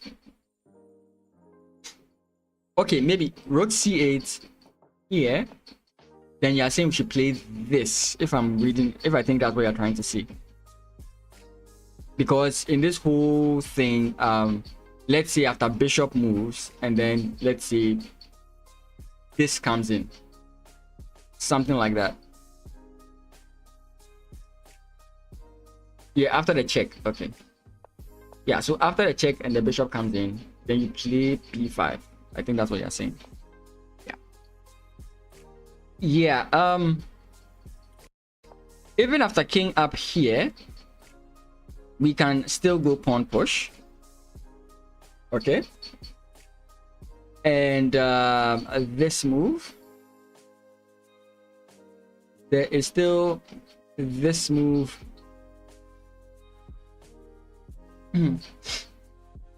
Pawn push here is not possible, so this pawn push is what has to happen. Then we come in here.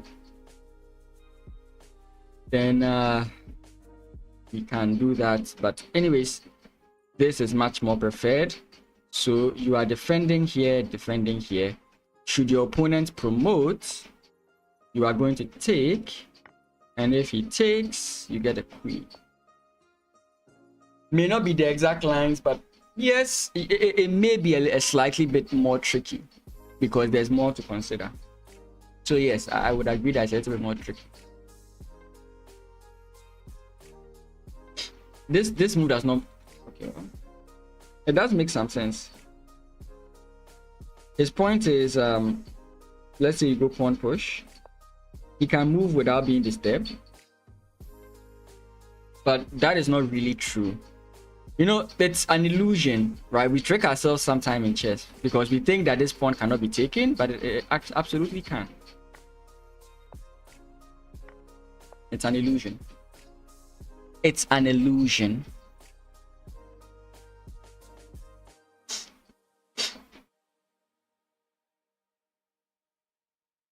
Ideally, the pawn should be supported by the rook behind it, but in this case, it's completely fine. Yeah, you can always sacrifice the rook to promote if your opponent's rook ever leaves. So yes, ideally that's what you should get, but that is not it. So even with this whole idea in mind, if we play pawn push and our opponent, for example, plays this move, we can still play takes. If he counts forward, we can still play this. If he counts this way, we can still play this. All the moves still upright.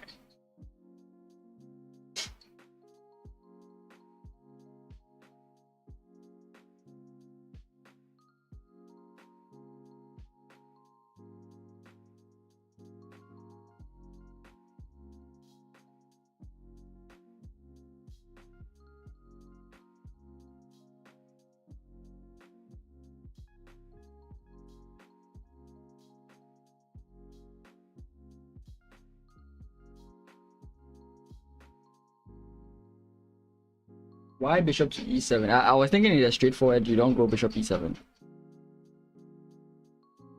Oh boy, engine! I hate you.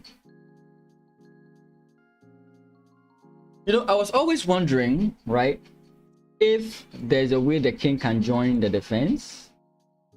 And I don't know if that's the reason why this move. I mean, I simply see this and coming in here. I simply see that. But I don't know. Is my move wrong? No, d2 is not wrong at all. They are equally good moves. But I just never saw bishop e7.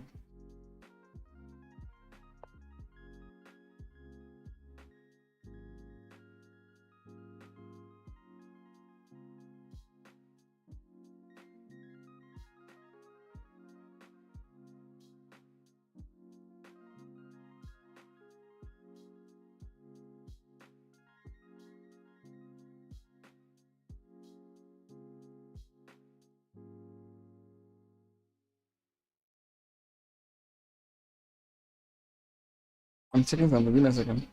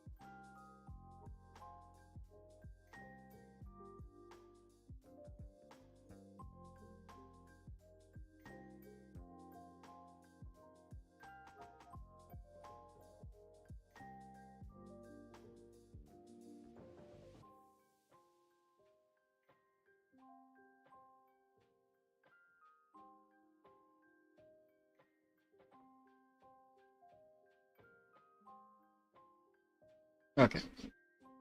I was expecting something. I'm not getting it, so I don't know.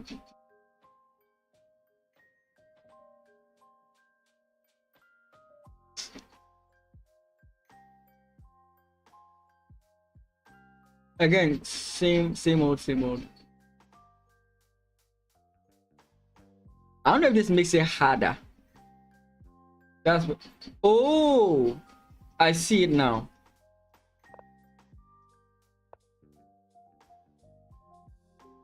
And now they can't move. And your opponent would have to do something like this. I don't know, maybe you do something like this. Pawn push, then you take.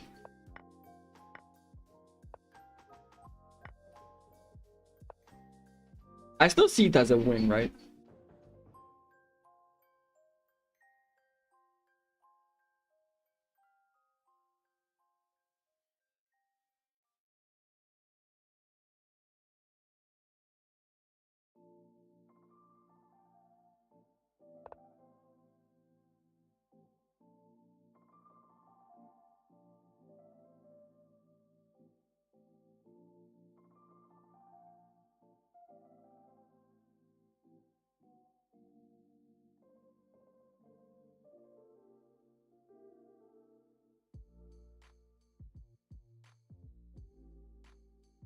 I think Bernard, did he lose yesterday or he won yesterday? Yeah, Bernard is doing well. If he wins this game, I think he gains rating points. The point is 1700. Nah, he's going to end up losing at the end. But I think he still remain 1900, which is not bad.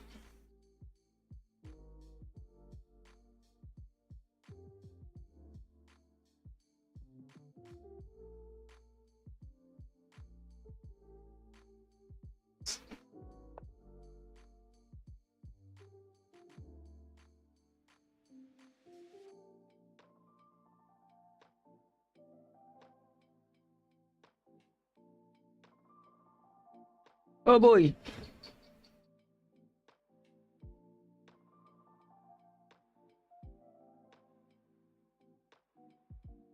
We've looked at this. Pawn pushes the way. You can do it in so many ways if I'm right. Like pawn push, your opponent comes in here, then you can do this. Or your bishop is watching it, right? There are many ways you can kill this cat. So you can take here, and you are completely fine as well.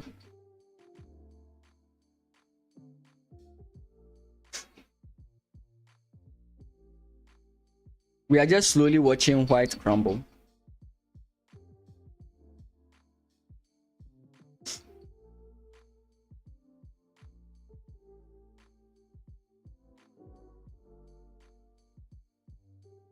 Slowly but surely.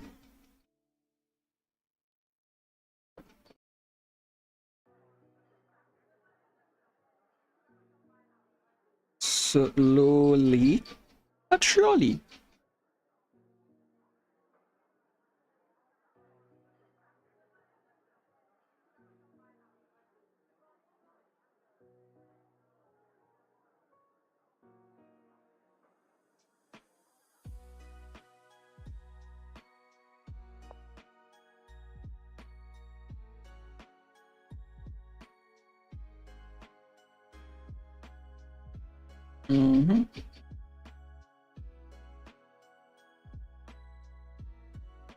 Yeah, so you either come in this way or you take, let him take, and then you can go through that whole line.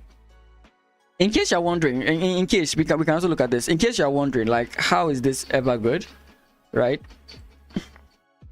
Check, king takes, you take with check, right? King moves and then you win this guy, right? You can easily get this guy. This is not a big deal for you.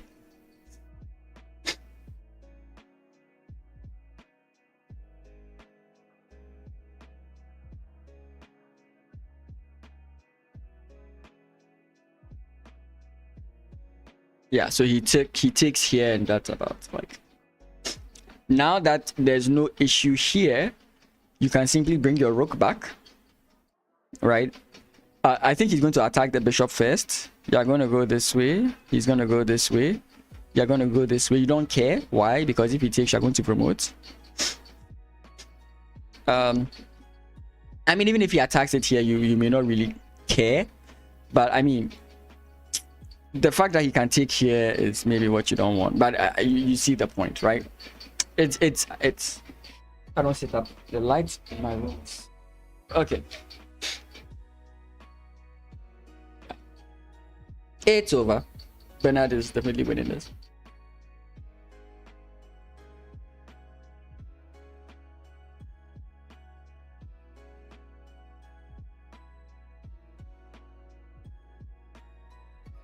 The other thing I'm talking about is basically that the rook can come back and then pawn push. That ends the scenario. So we are just slowly watching the win take place. Damn.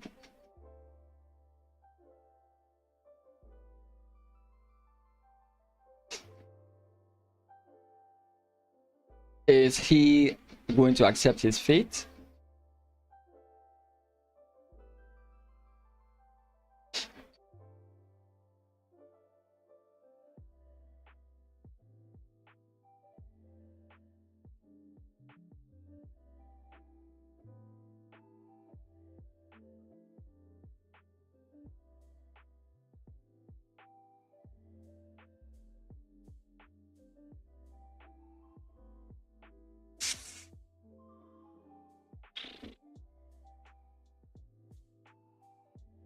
I think with how his opponent is not moving, I think his opponent has conceded in his heart. So let's look at Jeshron's game. It's been a while. Where did we stop looking at Jeshron's game? After e4, right? Yeah, so after e4, his opponent takes, bishop takes. Bishop comes back.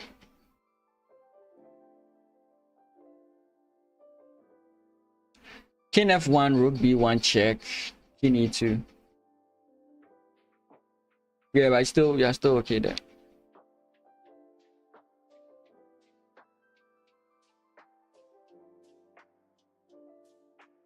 Because king e2, we are going to play rook e1 check. The king can't take the pawn because it's defended by the bishop. And then he just promotes from there.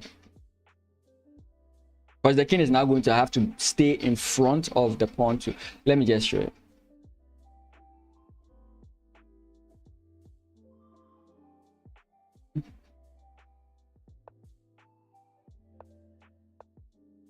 This is the only option you have, and this is why it's it.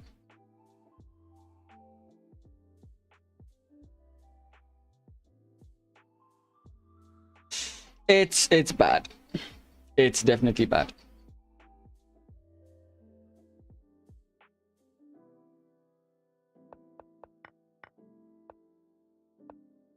Nice square for the bishop.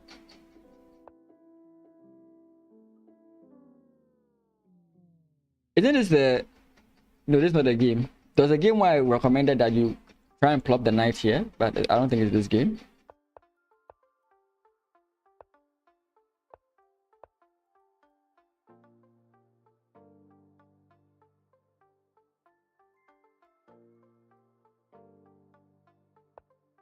I don't get this move.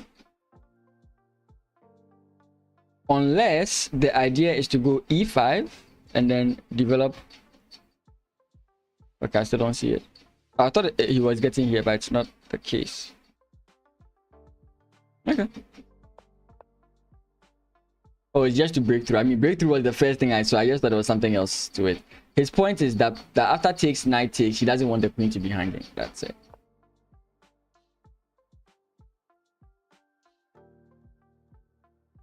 There's something wrong with the board. There's clearly something wrong with the board here. There's something wrong. This is just something wrong with the board. This does not make any sense. Isn't this just losing? Or this it's winning? Just losing. Yeah, so there's something wrong with the board because the opponent goes back. So how would I predict what happened here?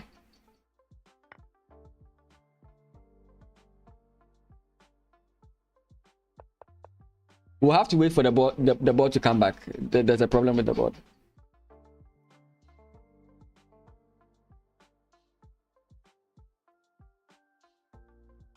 Dana's opponent has still not played. Okay, I think he has agreed. Like he has agreed in his heart that he's not winning. Where is Kennedy? He was playing the landing, so I'm supporting him. Where did we leave his game? Yeah, queen takes. Okay, so it was his opponent plays this, queen takes, pawn takes, knight takes, knight takes. No, we are far from here. So he did play c4. c4 was the move I said I think makes the most sense here. Takes, bishop takes, rook comes in, and then we are targeting the king once more. Because if queen takes, you just win the rook for free. Interesting. Takes again with check. And now your king is loose. I for a second thought he was going to go like this way. But yeah. I'm sure he's aware of it. So check. And now the rook is coming in.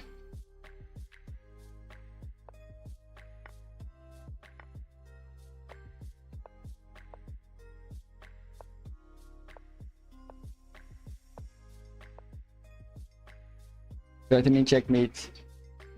He trades off the queen.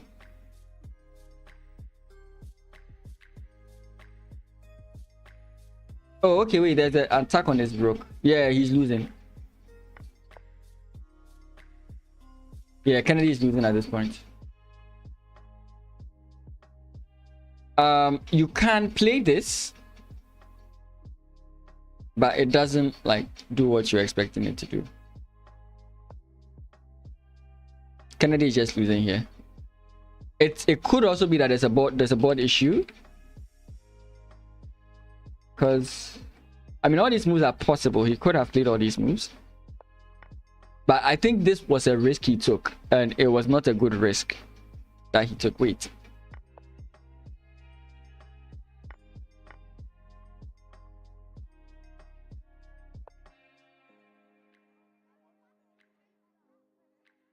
Yeah, it was not a good risk he took.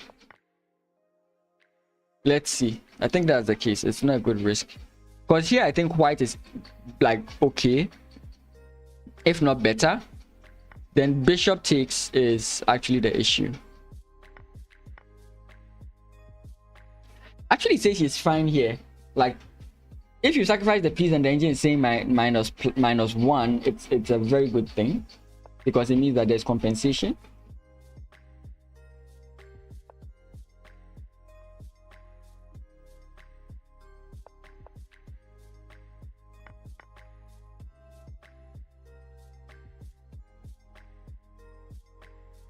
And here the engine wanted rook to b1, but he played queen to e5. a5. Sorry, I just don't think he's not that bad, even though he's down a piece. I'm just checking. Yeah, at this point he's just worse. Okay, so when we got to this point that he's actually just worse. I don't know what the compensation was with best play. Okay, so Bernard has won. It was, I mean, it was long overdue. Abdul Rahim Abdul Rahman Akintoye is on a roll.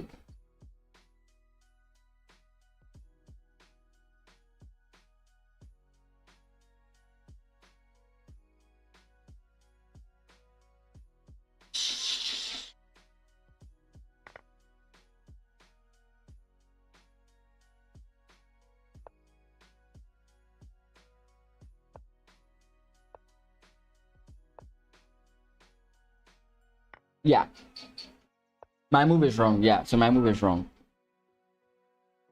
Yeah, right. Yeah, it's possible. Yeah, it is possible. So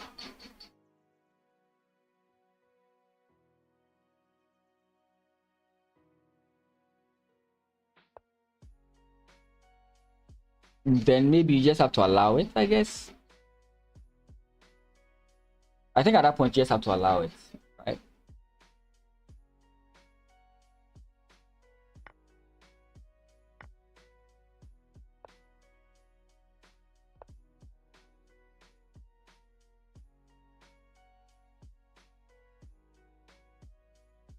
This is just me trying to get it. Yeah.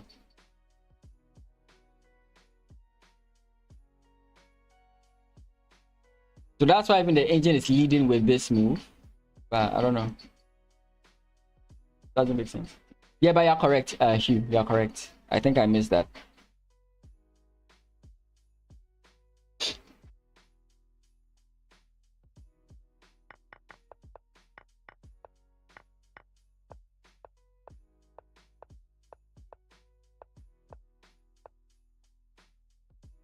Damn. Call him the demolition man, because this is clinical. Okay, this is explosive. I can just call him the doctor, the surgeon, or because it's about.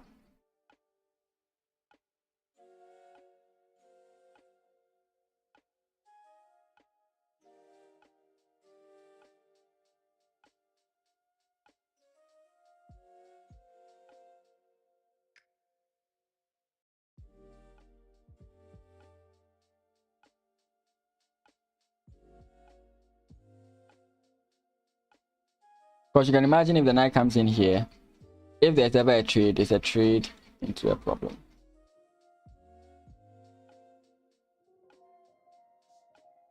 Still kind of worried about the queen coming in here. But if we can take this guy, I'm not so worried.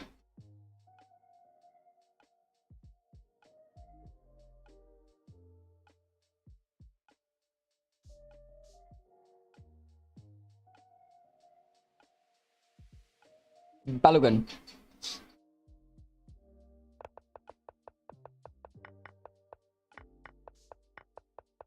Yeah, here I was saying maybe you want to play this thing first. Okay, that we didn't get any of those lines. Interesting. The dudes are just sacrificing today. Takes, and now we are here. White's position looks very scary.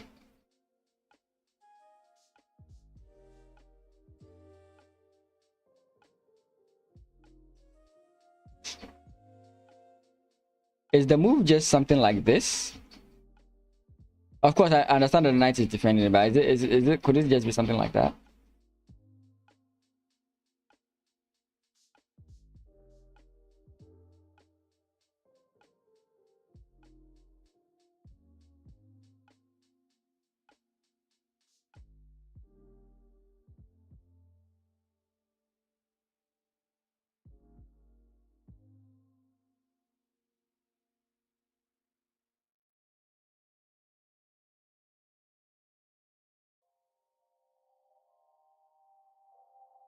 Oh boy. London, please prove the London right.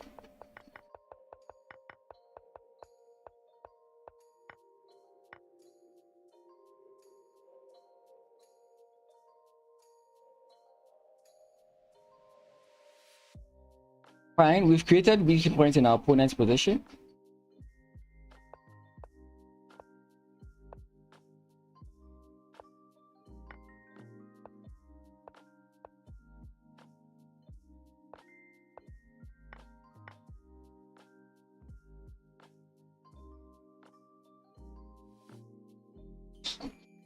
I don't know.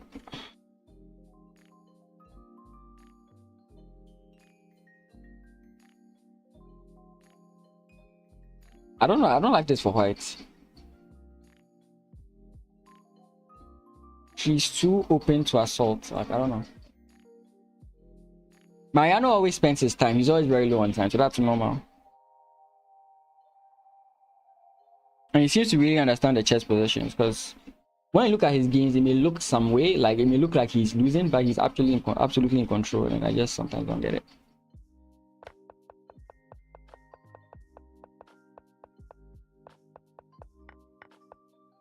He didn't go for the locking of the position here. Okay. Takes. Okay.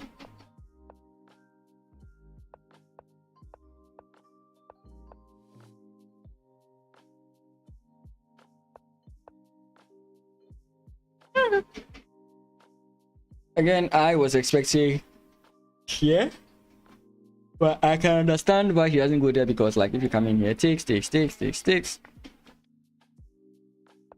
And I'm sure the reason he's coming here is because of this, something like that. Oh boy, man is getting tired.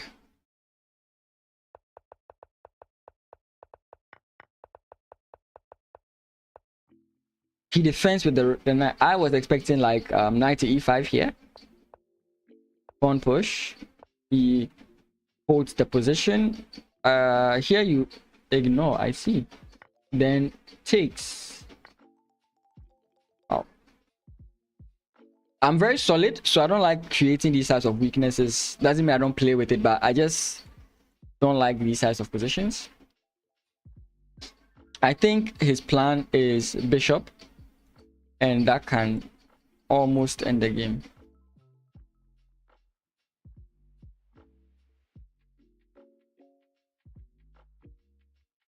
So white has to figure out how to stop the bishop from coming in here.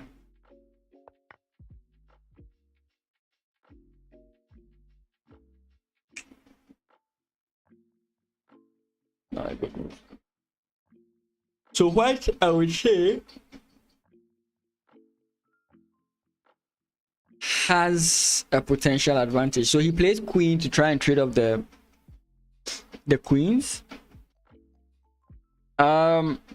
This option still exists, but it's not as strong, because your opponent can just take the queen. Yeah, that's I don't know what I'm seeing. Sorry, you can go check. Sorry, knight blocks and then bishop here. This is what I'm trying to say. It's not as strong.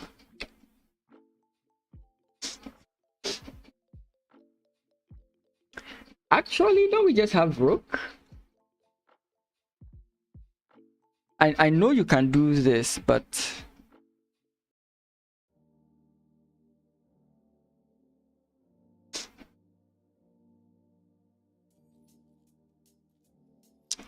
maybe there's something I'm missing.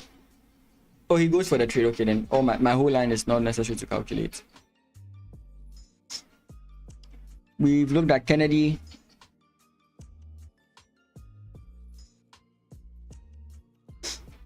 This is the match. Yeah, definitely in incredible form. Here's the rankings. Playing impressive chess.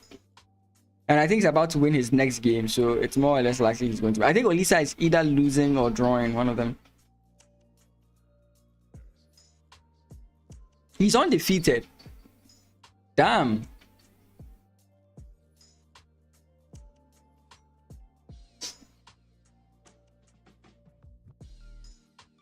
Yeah, he between 300 live rating. Nice. Hey, good for him.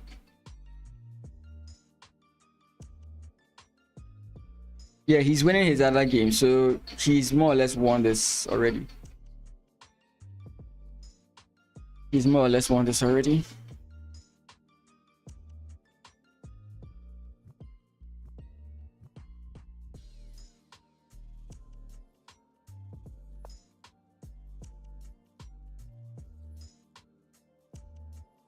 This one just rook h to g8 and then you're going to play f3.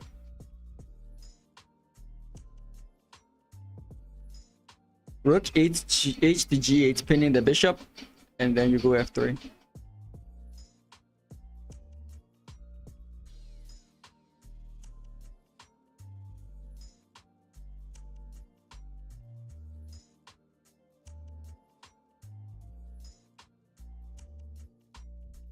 And the queen can't easily move because of the back rank problems on the queen side.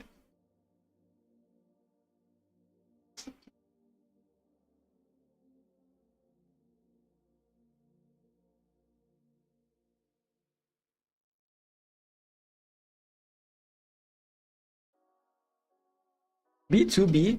What is B2B?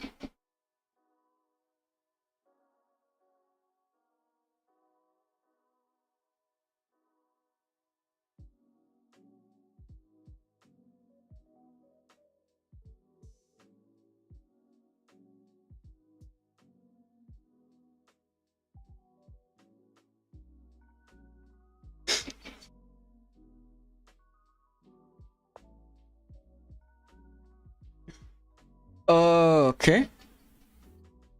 When the move is played, you suddenly see it.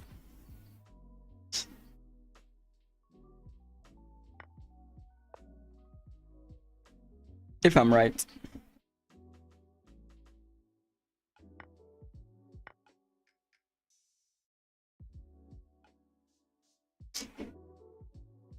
Back to back. Okay. I think it's my first time seeing B2B as a shorthand.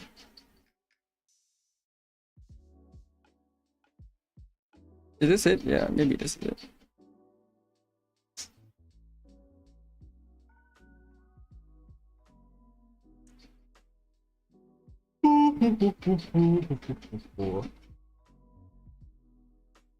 I wonder how every time I watch people streaming, they've never yawned before.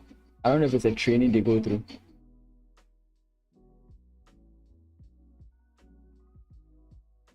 Like when you watch the commenters, status and everything. I did it before, I can do it again. Yeah. Just showing your just flexing your chest muscles.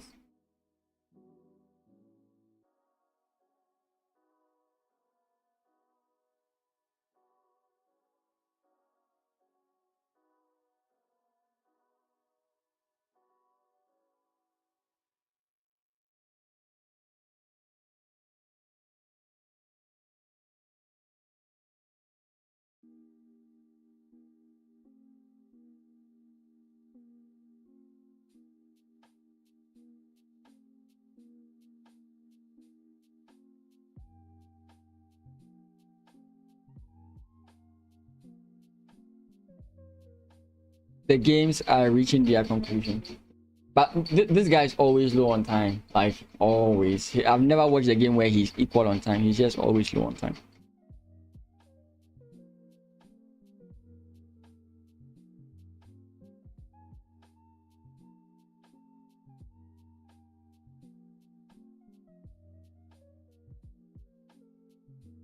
Top engine lines are like, bro, don't capture this.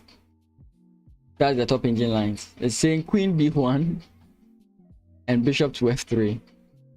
Imagine how bad your position is that this is what the engine is recommending.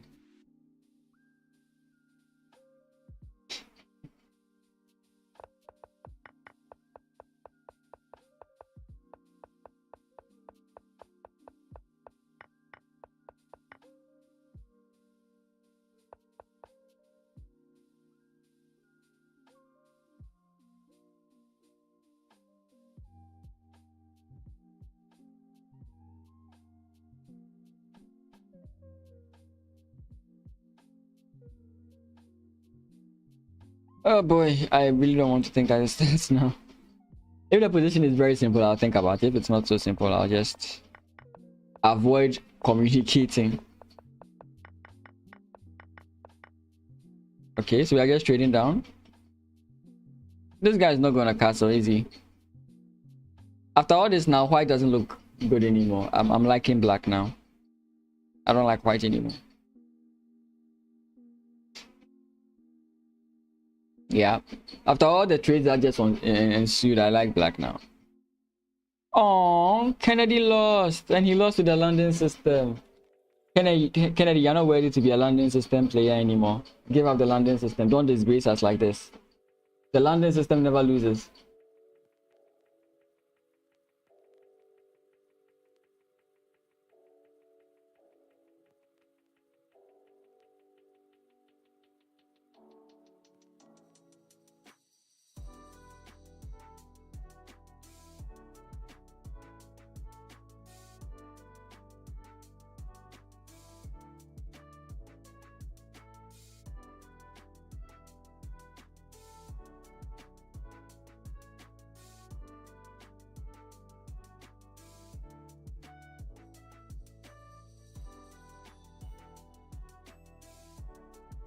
Okay, there's a problem with Jetron's board. That's why we haven't seen any gameplay so far.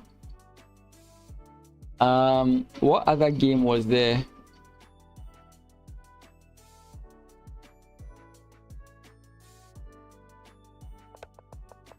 I think we've looked at this.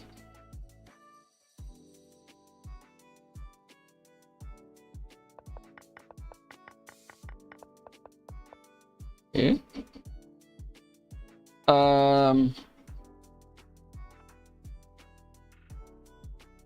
I played London Internationals. Check my game against check my game against Mr. Champon, Dave's dad. He played the same like line with c5. This whole c5 thing that people think destroys the London system. This one. And I even think I played against Daniel Maxwell. Same c5 line. I had a decent position, but when we go to the end game, I messed up there. But I did play the London. It's. I think I played the London just twice or thrice. Thrice. My final game, I played the London.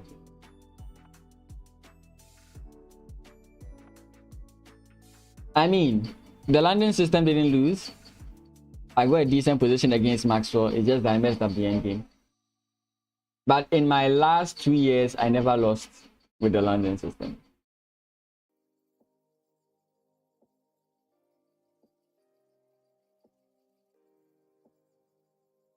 I don't have to confirm. But the London system always puts you in a winning position. If like, for example, with the London system, he entered a bad position, which is why he lost, right? But when the London system gives you a good position, but you are not able to win it, it's not the London system's fault, it's your fault. The London system never fails.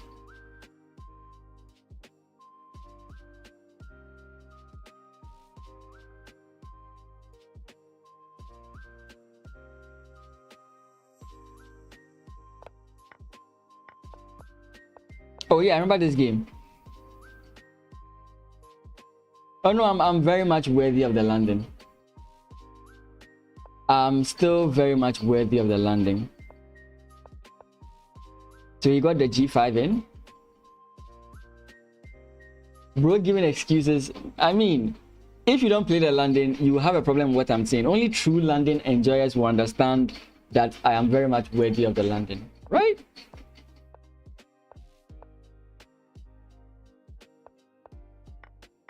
So white eventually won this, yeah. It looked like black had something, but eventually the engine was right in saying that, yeah. Yeah. 2025 and you still play the London? Yes, I do. And I'll still be playing the London in 3010. I will still be doing it in 3010 if I live that long.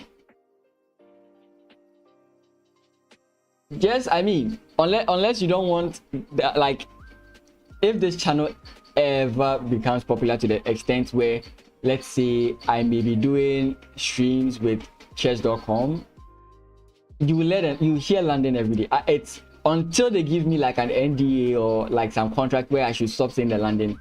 Every opening will be London system. Imagine I'm giving commentary for like Pork Champs or something, and someone quotes.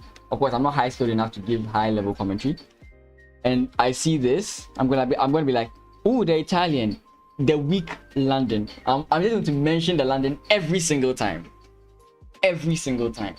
You hear London, even if they play Sicilian, right? Even if they play Sicilian, I'm going to be like, yeah, the Sicilian is cool and all, but you could always play the London. You're going to hear it for the rest of your life. So, I mean, pick your poison. Do you want this channel to become good so that we can be doing streams at a high level and getting Ghanaian and African chess players known? Or do you not want to hear about the London system for the rest of it? I'll find every excuse to mention the London system.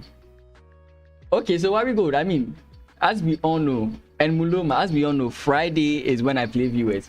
If you have the strength to destroy the London system, just come around on Friday and play against me and prove that the London system is not strong. I mean, that's all you have to do. That's all you have to do. But unfortunately, all of you are cowards. You are afraid of the London system. All you can do is sit behind your screen and talk shit. I almost use the S word. But all you can do is sit behind your screen and talk rubbish about the London system. But you just can't beat it. You just can't beat it. I'm here Friday. There's nothing on my schedule on Friday, so I'm here Friday. Anyone who thinks they can beat the London system, Fridays is when I play viewers. Primarily 5+0 time control. Prove to me that you can beat the London system. Now trust me, 5+0 is not my good time control, but I'm still going to beat you. I'm still going to beat you. It says what? Really? It's on this Friday? Yes. Very good. Now this is a classic excuse. I don't want to hurt your ego. That is literally saying I'm afraid to lose, and that's why 15+10 takes too much time. That's why I make it 5+0. If it's 15+10, trust me, I can even beat you blindfolded, right? So very good. I understand your cowardice. Okay, so very good is too scared. Very good is a coward. He can't beat me in the London system, so he's trying to save my ego, right? He's trying to save my ego. 5 minutes is too short, yeah, but that's how we can get many people playing, because there are times on Fridays, I mean, there are times I don't get a lot of people, but there are times on Fridays too a lot of people come in, just so that everybody can at least get at least one game. 5+, yeah, I mean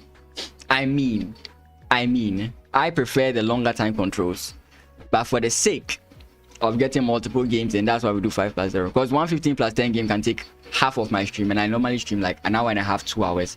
115+10 game is literally like 45 minutes, especially against a strong player. It's the lower rated players that don't think, and it's always funny when they don't think. You know, when you're playing against a 500 and he's like, bro, just play, and you're like, what? Like, if they make it like they log into a 30+0 game, and when you are thinking, they have a problem with you. I have never understood that.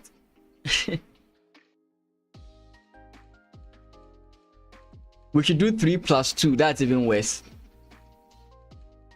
I'll be too low before I can even start relying on increment. The sweet spot is 5 plus 5.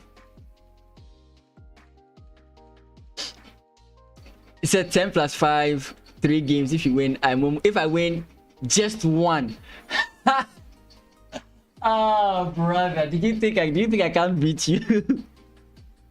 I can definitely beat you in at least 1 game. But if I'm playing all 3 games as white, that's 3 wins for me.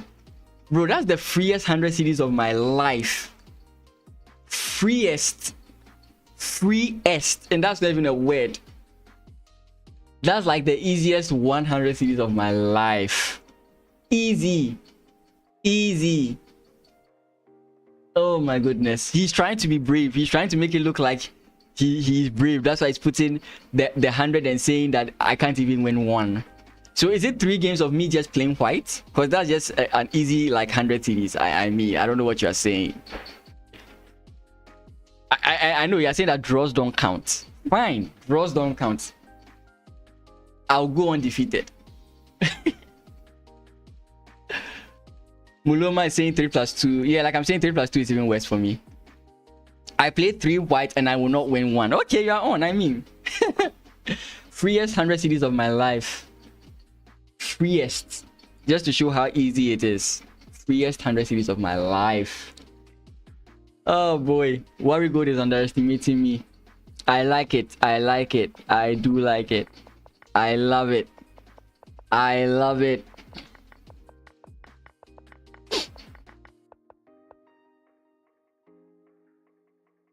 I'm going to frame the win in case you are wondering. I'll take a picture. There's nothing on my wall, but I'm going to frame it, right? I'll take a picture of it and I'll frame it. I'm going to, you know what I'm going to do? Anybody who installs the landing that I beat in a game, I'm going to frame it and put it on the wall. And your name is always going to be here. That this guy has no right to insult the landing for the rest of his life, right? You can never come on any stream. You can never go to any tournament and see the landing is trash. Once I put your name on the wall. Oh boy. Are you ready to risk it? I'm kidding. I'm not going to do that. That's a waste of space on my wall. But that'll be a nice thing to do. List of everyone who can't say trash about the landing anymore.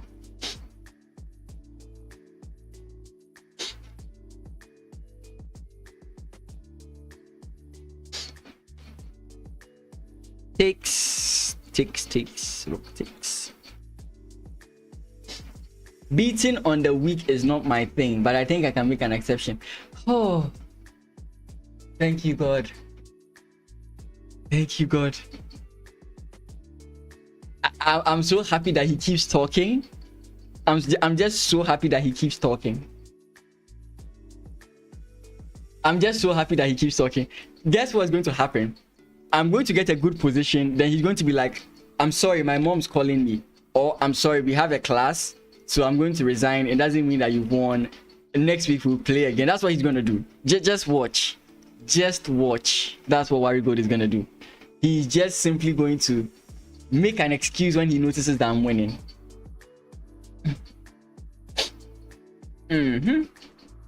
I think the plan is to double. Yeah. So you double the rook. So he has to start running away. Actually, he can't run away now. How do we defend against this? Because if you come in this way, it's checkmate. And his plan is to go in this way. If you play bishop back and this happens, you can run away. But yeah, you lose more material. So I don't know. Muloma won't talk much and just show action. I mean, it doesn't matter. Whether you are quiet, whether you are humble, whether you're like, oh, I mean, I know you're a good player, but I still believe that I can beat you. Whether you're humble like that, it doesn't matter. You are still getting trashed by the London system. That's, I mean, whether you're humble, whether you are proud, whether you are neutral, it doesn't matter. You are just going to be a victim of the London system. So Muloma, don't try and be nice about it. Just know, regardless, you are just going to be dealt with by the London system. That is all I can say. That is all I can say. Okay, so what I'm going to do is I'm going to do like an exclam, like the way I have the exclam for the YouTube channel, and the exclam is going to be London. What should I do? How will I do it? What should the exclam be? I think it's going to be exclam LL, which is exclam London losers. And yeah, I'm just going to keep adding names to the London losers. So anytime someone comes in and the person starts talking trash, if his name is part of the London losers, I'm just going to put the exclam, and then everyone knows that he's lost to the London and has no right to insult the London. Oh boy. Yeah, I was looking at this, but then you still ran away, so there's no point. Excuses is what weak players like to do. I take my losses with my chest the same way I take my wins. What wins? Like, have you ever seen a win before in chess? Like, win before you say that you take your wins with your chest. Come on, bro. When you win, then you can say you take your wins with your chest. As far as I'm concerned, you've not won a single chess game in your life. Oh boy. It's only those who have won chess games that can talk about wins. And as far as I'm concerned, anybody who doesn't play the London system has never won a chess game before. All his wins have been handed over to him.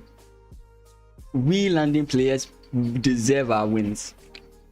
So I don't know what you're talking about.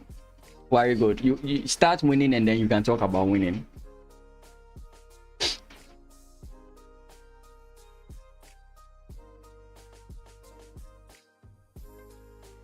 Like, most of the games have confirmed wins. Let's look for the evenish games and see if we can give any commentary on them.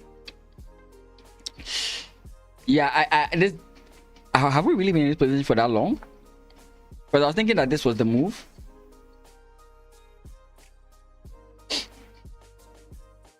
Pawn push. I don't know. Oh, he's offering a trade of queens. I didn't notice that.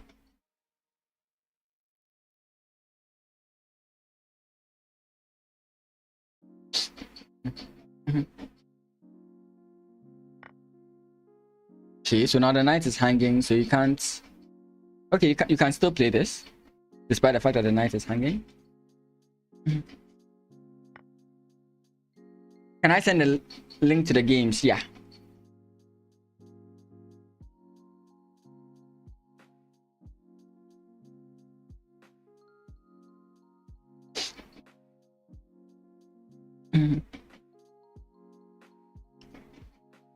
You might want to just take, so that if your opponent, for example, takes this way.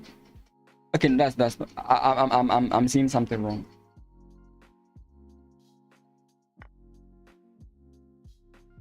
Never won, yet I have always been higher rated. Well, what I clarified by saying that your wins were handed over to you. You've never actually won a chess game, like played against an opponent who doesn't dash you the win, right? Yet you've always been higher rated than me. I mean, it's an illusion. What you are seeing is not my rating. If I unhack if I unhack my account and you see my actual rating, I think you will take your time in thinking you are higher rated than me. Look for somebody who is good at hacking PCs and let the person hack my account, and you realize that what you see is not real. Oh boy. AAA job done. Yeah, he was completely. I mean, he's just gonna sip some tea right now. He's just completely won. We just have a few games remaining. It's 12. The sad thing is that he's doing so well. He sits in front of Magnus and that's the end. Like, chess skill is so funny. Somebody goes somewhere and he's destroying everyone, like I destroy all the Ghanaian players. And then I sit in front of Magnus and Magnus just clears the board with me. I mean, if I play the London system, the best Magnus can do is to draw. But if I were to play any other opening, Magnus would just wipe the floor with me. Yeah.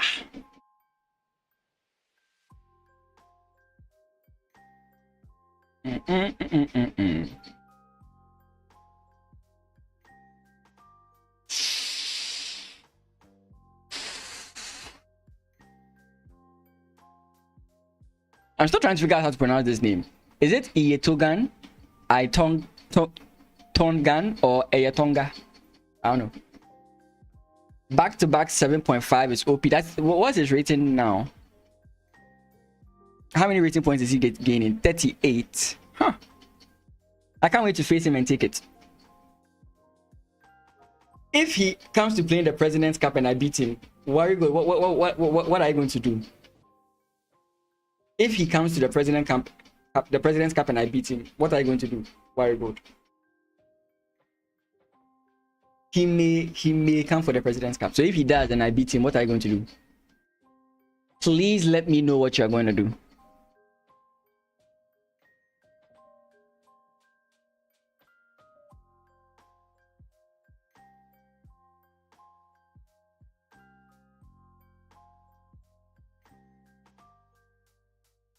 This is a very nice, like, it's so nice.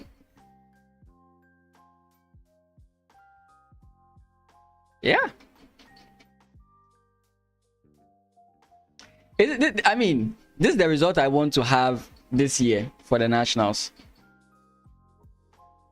If I can get this result, damn. It's in August. It's in August.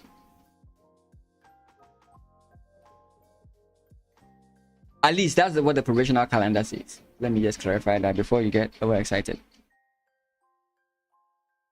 Okay. So we know who our winner is. Unfortunately, is Bernard in the top 10? Let me just be sure about that first. 1, 2, 3, 1, 2, 3, 4, 5, 6, 7, 8, 9, 10. Okay. Bernard neither gains nor loses ELO. That's nice. What will you do if you beat Magnus? I mean, you take his world championship title, right? You become the 5-time. I can't beat him. I like this. Like, I like it when I'm being fooled up. You know, everybody I've beaten is the person who said I couldn't beat them. Like, I'm so encouraged when people think I can't beat someone. It makes me want to train. You know. Right now, yes, it might be difficult, but I don't think it's impossible. I'm hyping myself up too much. I'm sure he's going to watch this stream and he's going to be like, what is this guy talking about? Does he know what it means to be 2300? Like, you know, I was playing in the Africa. Sorry, I was contracted to stream for the Africa Games, and they made. I mean, I requested that, like, I get a room specifically for me to stream, but unfortunately they made the streaming room into like a viewer room, so spectators, since they couldn't be in the playing hall, they were at the where I was streaming. So one problem I had is I was afraid to talk at the point, because you see all these Nigerians sitting down there in the African Games. You see Kennedy Onobite, you see Oladapo, like, you see all these guys sitting there and they're analyzing the games and they can hear me. And it's like, I don't want to say a move and then someone just look at me and be like, what nonsense are you, like, what nonsense are you requesting, you know? So anytime I'm analyzing a game and then I see that they switch to that game, I move off to another game, because I don't want to say something and someone will be like, what nonsense is this guy saying? So I'm sure Akintoye just looking at this guy and being like, all the moves he's recommending are trash. Like, if I play this guy, I would beat him blindfolded. But don't worry, I just have to train a bit. You have better odds of beating Magnus than I do of beating. Oh, please, fuel my anger. Fuel my anger even more. Fuel my anger even more. Okay. Yeah, so Bernard is going to end top 10. Because everybody below him has oh, Bernard passed Onopite. That's interesting. Yeah, so Bernard did well. Top 10 placement. That's crazy. That's crazy. That's crazy. So I will end off here. Thank you guys so much for being around. Next stream is on Friday. Fridays is when I do my streamer versus viewers. It's from 10 a.m, not 9 a.m. 10 a.m. GMT, which is 6 a.m. EST. Or you can always check your clock. I don't want to make a mistake there. But yeah, you can always join in. It's a 5+0. It's going to be a 5+0 time control. You can always challenge me on Friday. So guys, I will see you on Friday. Please use Wednesday and Thursday to train. Why we good? I know what you are going to do. You are going to go and study all my games. Look, I don't have that time to study your games. All I know is that I'm going to whoop you, right? So please train hard, so that when I beat you on Friday, you don't complain. Okay, that's all. Thank you guys so much. Thank you guys so much for being here. I really do appreciate all your support all the way from last week when this tournament started. I'm so grateful that we've hit 300 and plus subscribers on YouTube. We are close to 1,000. Some of the cheers and subscriptions on the Twitch as well. So grateful. The leeches rate, everything. Why we go? Thank you for being here consistently. Flavio, thank you for being here consistently. Cecilia Ninja Kojoaka, thank you for being here consistently. A fish playing chess. This is your first time, but thank you for being around.